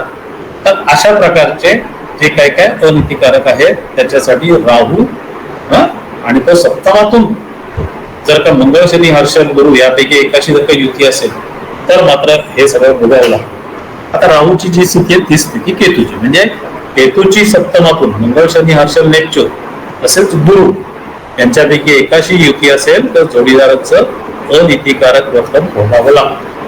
लक्षात ठेवा, हे फार महत्वाचं आहे. जोडीदाराबद्दलचे आहेत हे त्या जातकाबद्दलचे नाहीये. जातक व्यभिचारी असणार नाही, पण जातकाचा जोडीदार जो आहे तो व्यभिचारी असू शकतो. जातक व्यसनी नसणार आहे, जातक बेजबाबदार नसणार आहे, त्याचा जोडीदार. आपण इथे जोडीदाराबद्दल बोलतो. आता ह्या काही जे आपण आता तत्व मांडली किंवा काय केलं, आता यांचं आपल्याला काय करायचं, तर आपण ज्या काय पत्रिका गोळा करू, आपण ज्या काय पत्रिका मांडू किंवा आता ही माहिती गोळा करू, आता या माहितीचं या पत्रिकांशी ताळून बघायचं. विद्यार्थी मित्रांनो आणि मैत्रिणींनो, मी तुम्हाला एक सांगतो की जर का तशी नसेल वस्तुस्थिती तर तो नियम चुकीचा आहे असं नाही.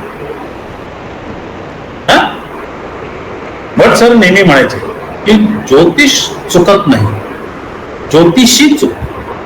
म्हणजे काय की ते ओळखायला आपण कमी पडतो. हरकत नाही ना कमीपणा घ्यायला, काय नाही. हे बघा, ज्या वेळेला आपण कमीपणा घेऊ आपल्याकडे तेव्हाच कुठे आपण आणखीन काहीतरी शोधू ना. मी पूर्ण एखादं भांड पूर्ण भरलेलं आहे तर त्यात आणखीन तुम्ही पाणी टाकू शकाल का? जर का पाणी टाकायचं असेल तर भांड थोडंसं रिकामं असलं तरच त्यात आणखीन पाणी घेऊ शकतो ना. हा, तर म्हणजे थोडक्यात काय की आपल्याला नवीन नवीन ज्ञान, नवीन म्हणजे टेक्निक आणि हे शिकायचं असेल तर आपण थोडं कमीपणा घ्यायला काही हरकत नसते. आणि तसं बघितलं तर त्याला काय म्हणतो आपण, पूर्णत्वाला कोणच पोचलेलं नाहीये. अपूर्णत्व हाच मानवी जीवनाचा एक सुंदर दागिना आहे.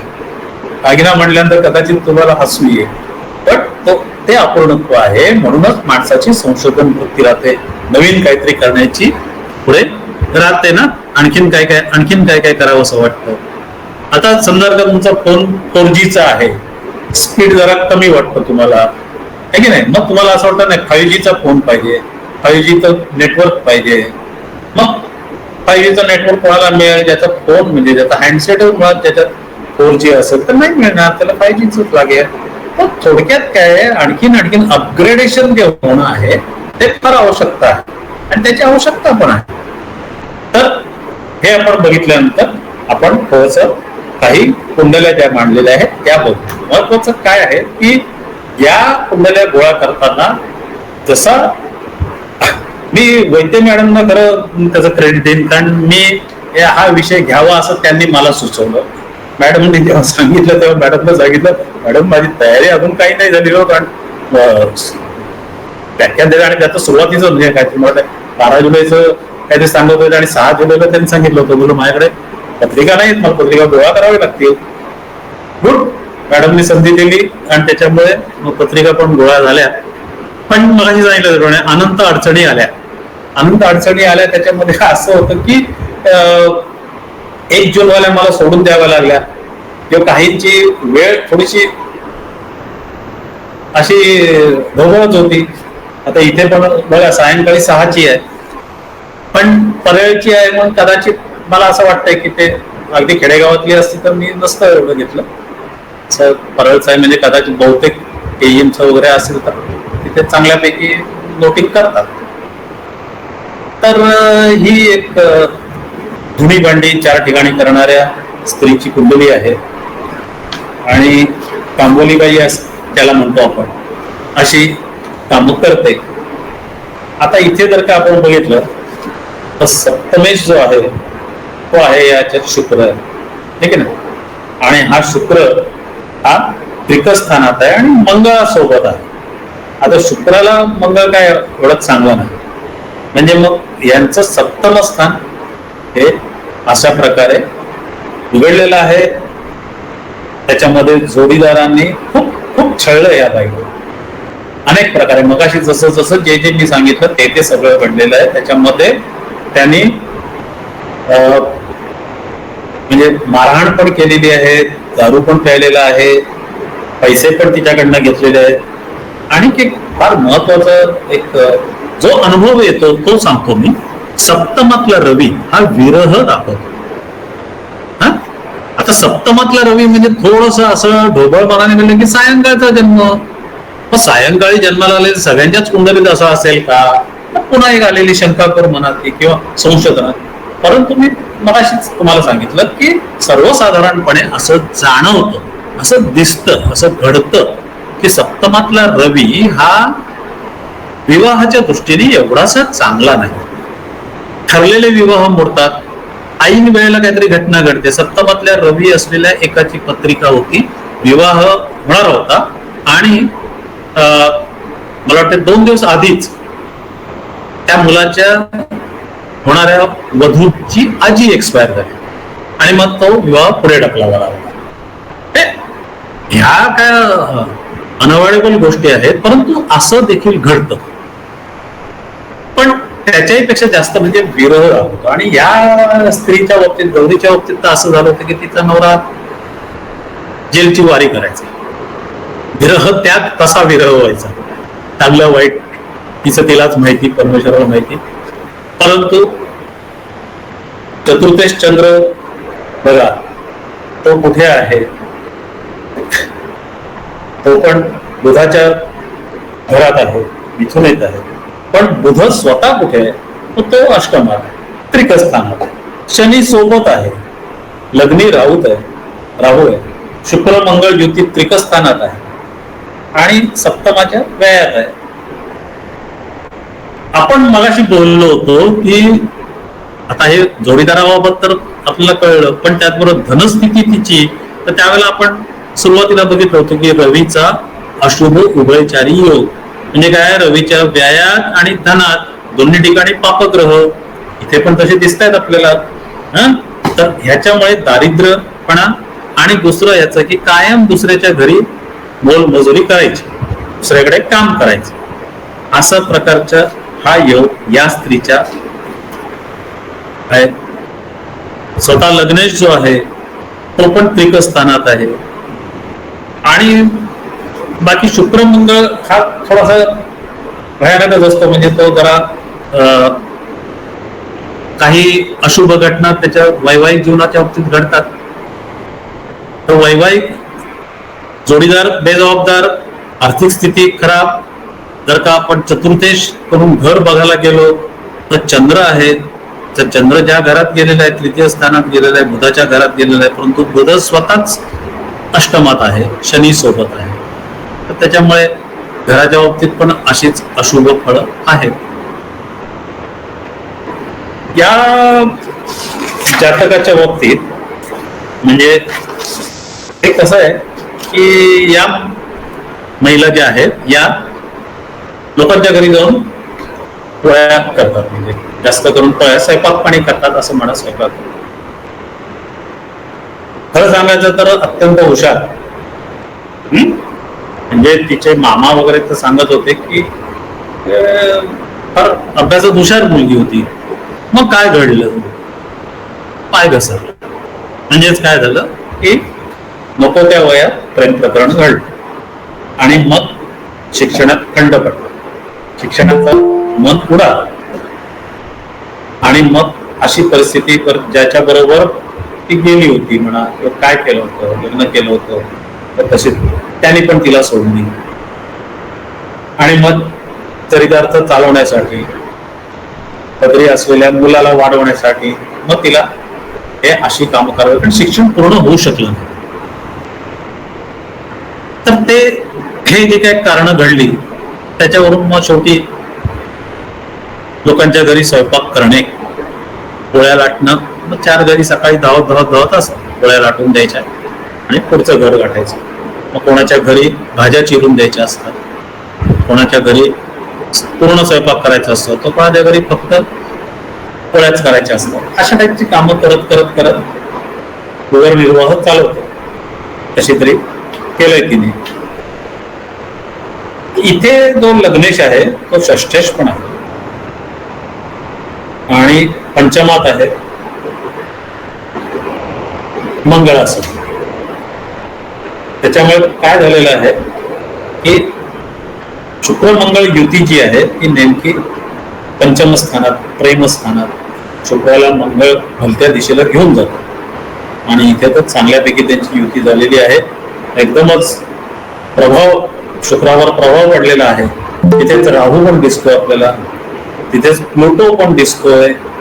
म्हणजे ह्या कामभावना वगैरे या बाबतीत नको त्या वयात त्या अनावर झाल्या, भलत्याच ठिकाणी गेली आणि मग ते गेलं. कारण प्लुटो आहे तो स्फोटकच आहे, तो स्फोटच घडवतो, तो थोडा असंच अविचारीपणा घडवून आणतो माणसाच्या बाबतीत. आता चतुर्थात बघितलं तर आपण सीएचा शनी आहे.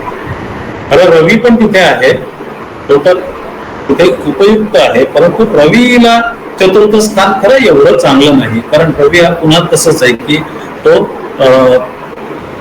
अग्नितत्वाचा ग्रह आहे आणि तो सुखस्थानामध्ये असणं एवढंच चांगलं नाही. पण तो मोठं घर दाखवायला पाहिजे त्यांनी करत रवीने, किंवा त्याने सरकारी काहीतरी दाखवायला पाहिजे. आता तसं तर काही नाहीये. कदाचित ते शनीजी आज सोबत असल्या कारणाने नसेल तसं, त्याचा आणखीन शोध घेतला पाहिजे. आता गुरु जो आहे तो गुरु कर्केचा आहे, तो सिंह नमोशात आहे. बुध आहे तो पण गुरुच्या नमोशात आहे. पण आता करणार काय, एवढं सगळं तुमच्यात आहे, त्याला कर्मदरिद्रीपणा म्हणतात. तो हा जन्मपत्रिकेत तर ग्रह चांगले आहेत, चंद्र चांगल्याच ठिकाणी आहे, चंद्र गुरु बुध ओळखेचे आणि ते खूप चांगले काही बुद्धिमत्ता चांगले म्हणायचे, मुलगी हुशार आहे, परंतु पाय घसरला, भलत्याच ठिकाणी भलत्या वेळेला नको त्या गोष्टी केल्या, शिक्षणातून मन उडालं, शिक्षण अर्धवट राहिलं आणि मग हा जो सप्तमातला नेपच्यून आहे याने पण ह्या सगळ्या गोष्टीला हातभार लावलेला आहे. सप्तमेश जो आहे तोच पंचमात गेलेला आहे आणि पंचमेश आहे तो चंद्राबरोबर आहे आणि लग्नेश आहे तो पंचमात आहे. म्हणजे प्रेम विवाह म्हणा किंवा प्रेम संबंध म्हणा ह्याच्यासाठी एकदम पोषक असे यांचे आहेत. परंतु तो सप्तमातल्या नेपच्यूननी किंवा पंचमातल्या प्लुटोनी राहूनी याला भलत्याच ठिकाणी घेऊन आणि मग ते असं अभागीपणाचं आयुष्य जगावं लागलं. तर ही अशी या हेमाची स्थिती आहे. आणखीन पण काय काय त्याच्यात आहे ते आपण बघू शकता, करू शकता, वाचू शकता. हा, मी मगाशी तुम्हाला म्हणालो ना की ज्योतिषशास्त्रातले काही नियम, काही जे असे जे थंब रूल असतात ते जर का आपल्याला पत्रिकेत दिसले तर आपल्याला खूप बरं वाटतं. आता ही म्हणजे मकर लग्नाची जी पत्रिका आहे आणि मकर लग्नाचं वैशिष्ट्य आहे ते म्हणजे पुरुष शरीर यष्टी, पुरुष शरीर यष्टी आणि हे या शीतलच्या बाबतीत अगदी 100% काढून बघता येईल अशी परिस्थिती आहे. ती एकदम लुकडी सुकडी अंगावर मास्क नाही अशी परिस्थिती आहे आणि मग ती पण अशीच सगळ्यांच्या घरी जाऊन धुणी भांडी फरशी केर काढणं वगैरे अशी कामं करते. आता या सगळ्यात तसं बघितलं तर लग्नेश जो आहे तो धनस्थानी आहे, खूप चांगली स्थिती आहे. लग्नेश धनात म्हणजे काय, खरं छानच असायला पाहिजे. शुक्र आहे त्याचा हर्षल बरोबर कसा झालेला आहे, म्हणजे तो हर्षल जो आहे नेपच्यून आणि हर्षल हे शुक्राच्या व्ययात आले आणि सगळ्यात महत्वाची गोष्ट म्हणजे गुरु जरी स्वगृही असला तरी तो व्ययात आहे, मंगळा सोबत आहे आणि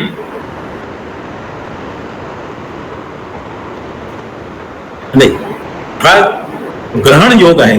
ग्रहण म्हणजे चंद्र केतू हा ग्रहण योग झाला. जसं आपण रवीचा बघितलं, राहू आणि केतू बरोबर जर का रवी किंवा चंद्र असेल तर तो ग्रहण योग. हा ग्रहण योग झालेला आहे.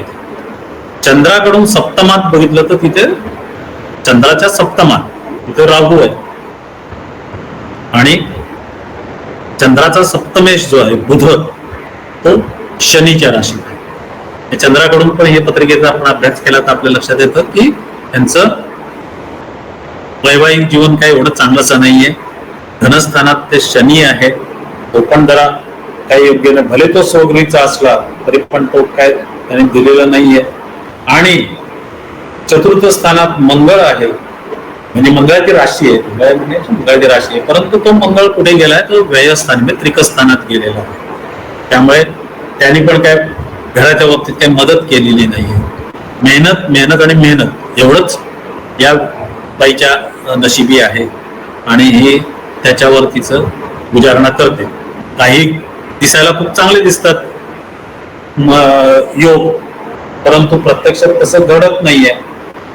ही अशी परिस्थिती चंद्र केतू हा यातला फारच वाईट गोष्ट आहे. म्हणजे आपण पहिलं पण बोललो की चंद्र हा शनीमुळे, आणि इथे जर का आपण बघितलं तर चंद्राच्या मागे शनी आहे. चंद्राच्या व्ययात चंद्रासह आणि चंद्राच्या धनात जेव्हा शनी असतो तेव्हा 7.5 येतो. तर 7.5 तर तुम्हाला माहिती आहे किती तिकट आणि हलाखीची आणि खूप छळ करून जाते, काहीतरी देऊन पण जाते परंतु ते छळूनच जाते. आणि इथे तर जन्मस्थ 7.5 किंवा उदरस्थ 7.5 आहे. त्यामुळे नशिबी कष्ट आणि कष्टच आहे.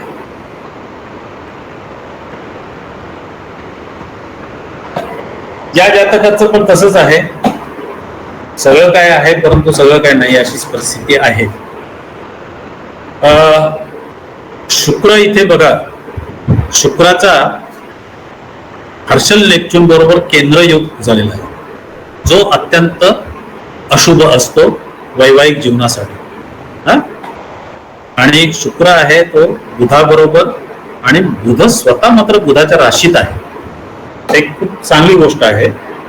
परंतु बुधाला पुन्हा तेच आहे की बुध जर का बुद्धीचा कारक आपण म्हटलं तर शुक्र त्याला लांब नेतो ना, म्हणजे अभ्यासाचा असेल तर शुक्र तिथून मोहमायी दुनियेत त्याला घेऊन जातो, फोकस बिघडवतो, वेगवेगळी त्याला काहीतरी आकर्षण निर्माण होतात, त्यामुळे ते एक त्रासदायक आहे. आणि जो आत्माकारक ग्रह रवी आहे तो इथे निचीचा आहे, त्यामुळे तो जरी लाभात असला तरी तो एवढा काय शिक्षणाला त्यांनी काय मदत नाही केलेली तिथे. बरं, तो स्वतः भाग्येश आहे, भाग्येश असून पण तो काय भाग्य वधारू शकला नाही. आणि सगळ्यात महत्वाचं म्हणजे काय की गुरु हा कुठे आहे बघा, गुरु आहे शत्रू राशीला आहे, शुक्राची रास, शुक्र आणि गुरु पुन्हा तेच आहे. आणि तो पण पुढे षष्ठात आहे, त्रिक स्थानात आहे, म्हणजे गुरुचा पण तसा काही उपयोग नाही झालेला. धनेश लग्नी आहे की नाही, पण तो हर्षल बरोबर आहे, म्हणजे इथे पण पुन्हा तो थोडासा त्याने धनस्थानाच्या बाबतीत पण त्याने तिथे मार खाल्लेलाच आहे. तर हे वेगवेगळे आणखीन पण तुम्ही शोधा, आणखीन पण तुम्हाला सापडतील, ही वस्तुस्थिती आहे. आता याच्याप्रमाणे आपल्याला शोधायचंय. आपल्याला आपण बघितलं होतं की बिकट आर्थिक स्थिती, शिक्षणात अभाव, राहते घर नाही, जोडीदार बेजबाबदार, स्वतःच्या आरोग्याकडे दुर्लक्ष, ही वैशिष्ट्य इथे लागत आहेत का ते आपण बघायची. आणि त्याच्यासाठी आवश्यक असणारे जे काही नियम असतील, जे काही ज्योतिषशास्त्रीय आतापर्यंतचे वेगवेगळ्या ग्रंथांमध्ये, ग्रंथ म्हणजे असे भले मोठे ग्रंथ आहे, आपली साधी पुस्तकं म्हणजे वदा भटांची पुस्तकं आहेत, मदा भटांची पुस्तकं आहेत, आमच्या भट सरांची पुस्तकं आहेत, किंवा आपल्याला जे कुंडलीची भाषा दिलेली आहे ती पुस्तकं आहेत, त्यांच्यामध्ये खूप चांगली चांगली माहिती दिलेली आहे, चांगले चांगले त्याच्यात ते वाचायचं. आणि त्याचबरोबर अवांतर वाचन देखील करायचं. दिवाळी अंकांमध्ये खूप चांगली माहिती असते, ती वाचायची. वेगवेगळी पुस्तकं असतात, ती वाचायची. ज्यांना काही अप्रोच असेल किंवा काय असेल, जुनी पुस्तकं मिळत असतील तर जुनी पुस्तकांमध्ये पण खूप चांगली माहिती आहे. राजांची पुस्तकं आहेत, त्याच्यामध्ये खूप चांगली माहिती दिलेली आहे आणि ते आपल्याला समजेल अशी आहेत ती. तर आपण त्यांचा अभ्यास करायचा, वेध घ्यायचा त्यांचा. ही एक पत्रिका आहे, माझ्याकडे त्या मी पत्रिका जुळवल्या, आणखीन पण होत्या, परंतु हे आज आता ही शेवटची पत्रिका, अंतिम पत्रिका घेऊया. ही व्यक्ती प्लंबर आहे, प्लंबिंगची कामं करते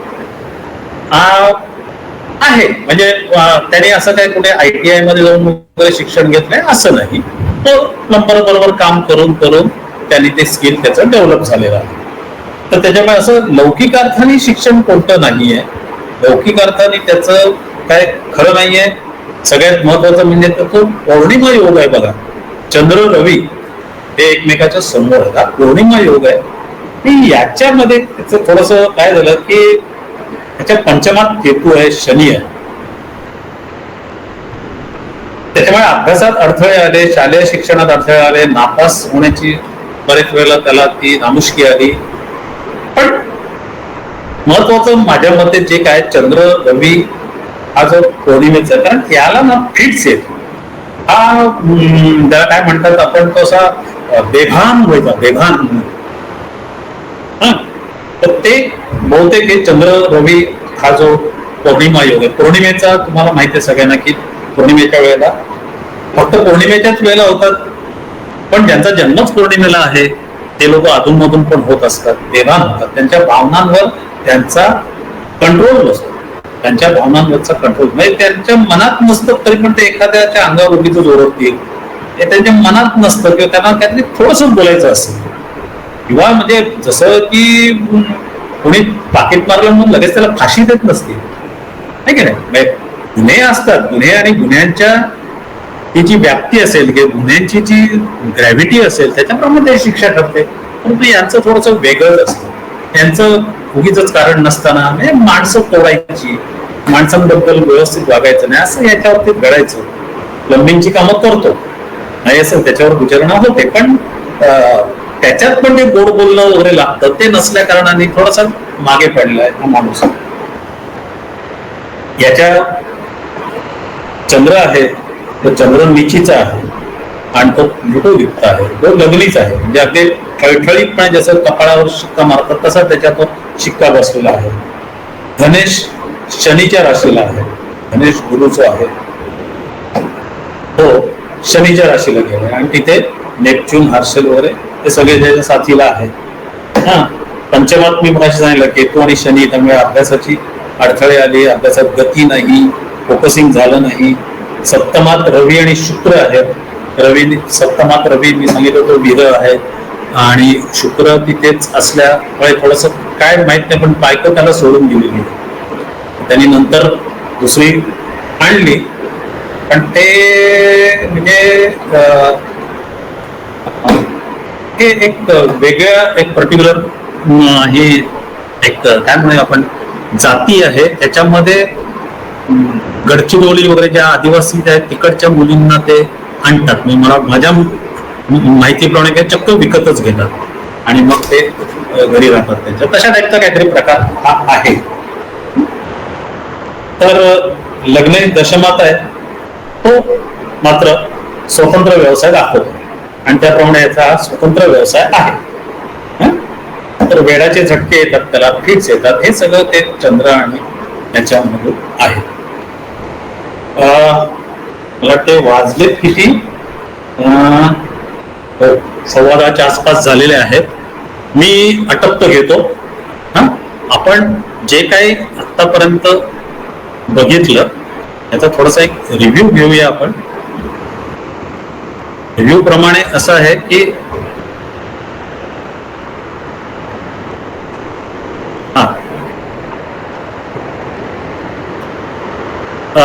आपण मुळात म्हणजे हातावर पोट भरणारी जी माणसं त्या लोकांचे आपण बघितले, त्यांचे काय सामाजिक स्तर, त्यांचा सामाजिक अडचणी काय, त्याच्याशी कसे झुंजावं लागतं ते बघितलं. त्याच्याशी लागणारे जे ज्योतिषशास्त्रीय नियम आहेत ते बघितले.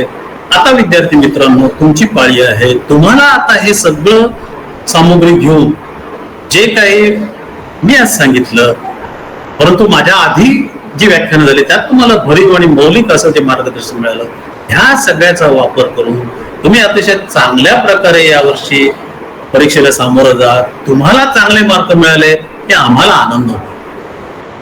हे तर असतं ना. तेव्हाही एक चांगला शिक्षक तेव्हाच खुश होतो जेव्हा त्याचा विद्यार्थी अतिशय चांगल्या मार्कांनी पास होतो, उत्तीर्ण होतो, नावलौकिक होतो. तर तुम्ही सर्वांनी या सगळ्याचा फायदा घ्यावा आणि चांगल्या प्रकारे निबंध सादर करावा, वेळेत सादर करा, पत्रिका चांगल्या गोळा करा, ज्युनियन पत्रिका गोळा करा. हेच चांगल्या पत्रिका गोळा करण्यासाठी तुम्हाला कष्ट करावे लागतील, तर कष्टाला मागे पडू नका, कष्ट घ्या. कष्टाशिवाय काही नाही. जे काय जे असतं म्हणजे कठोर परिश्रमास पर्याय नाही असं जे म्हटलं जातं ते सर्व क्षेत्रात लागू पडतं. ते काय फक्त अमुकच ठिकाणी असं नाही. तर आपल्याला करायचंय. आपल्याला मी मागाशी सांगितलं कोणी आपल्याला बळजबरी केली नव्हती की ज्योतिषशास्त्र शिक रे बाबा. आपण आपल्या हौस म्हणून शिकतोय ना, तर मग तिथे प्रामाणिकपणे शिका. खूप चांगली संधी आहे. तो आपल्याला स्वतःला सिद्ध करण्यासाठी संधी आहे. बोलायला आवडतं मला, खूप बोलतो, ठीक आहे. तरी पण मी या ठिकाणी सर्वप्रथम संदीप जोशी सरांचे आभार मानतो की त्यांनी मला खूप सपोर्ट केला आजचं हे सादरीकरण करण्यासाठी. चव्हाण सर नेहमीच माझ्या पाठीशी असतात. वैद्य मॅडम त्यांनीही प्रोत्साहन दिलेलं आहे. उपाध्याय सर ते पुण्याला जेव्हा ज्योतिषशास्त्रीय अधिवेशन झालं होतं तेव्हा परिचय झाला होता, त्यानंतर त्यांनी पण चांगल्या प्रकारे मदत केली. त्याचबरोबर सर्व संस्था चालक, सर्व महाराष्ट्र ज्योतिष परिषदेचे पदाधिकारी, चांदोडकर सर यांचा स्नेह आहेच, आणि चव्हाण सर आणि परीक्षा समिती सर्व यांचा मी अत्यंत आभारी आहे. त्यांनी संधी दिली, त्यामुळे मी काही आज इथे तुमच्या समोर येऊन सादर करू शकतो. धन्यवाद. जय श्री जय श्री. धन्यवाद सर. जय श्रीराम. मॅडम आल्यात का?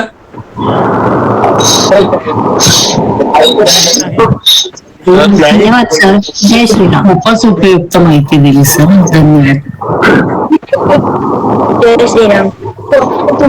विषय समजला. ही पीडीएफ मला पाठव. सर नमस्कार. माझी कामवाली आहे, तिचा सप्तमात रवी आहे, त्याच्यामुळे तिला दूरच राहावं लागतं. ती मला दरवेळी विचारते की मावशी काहीतरी सांगा, याच्यावर उपाय आहे का. नियम एकदम परफेक्ट बसला. धन्यवाद सर, खूप समजलं.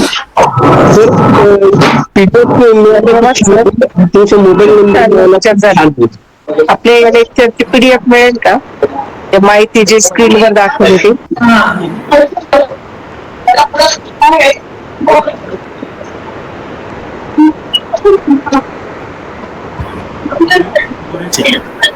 हो सर.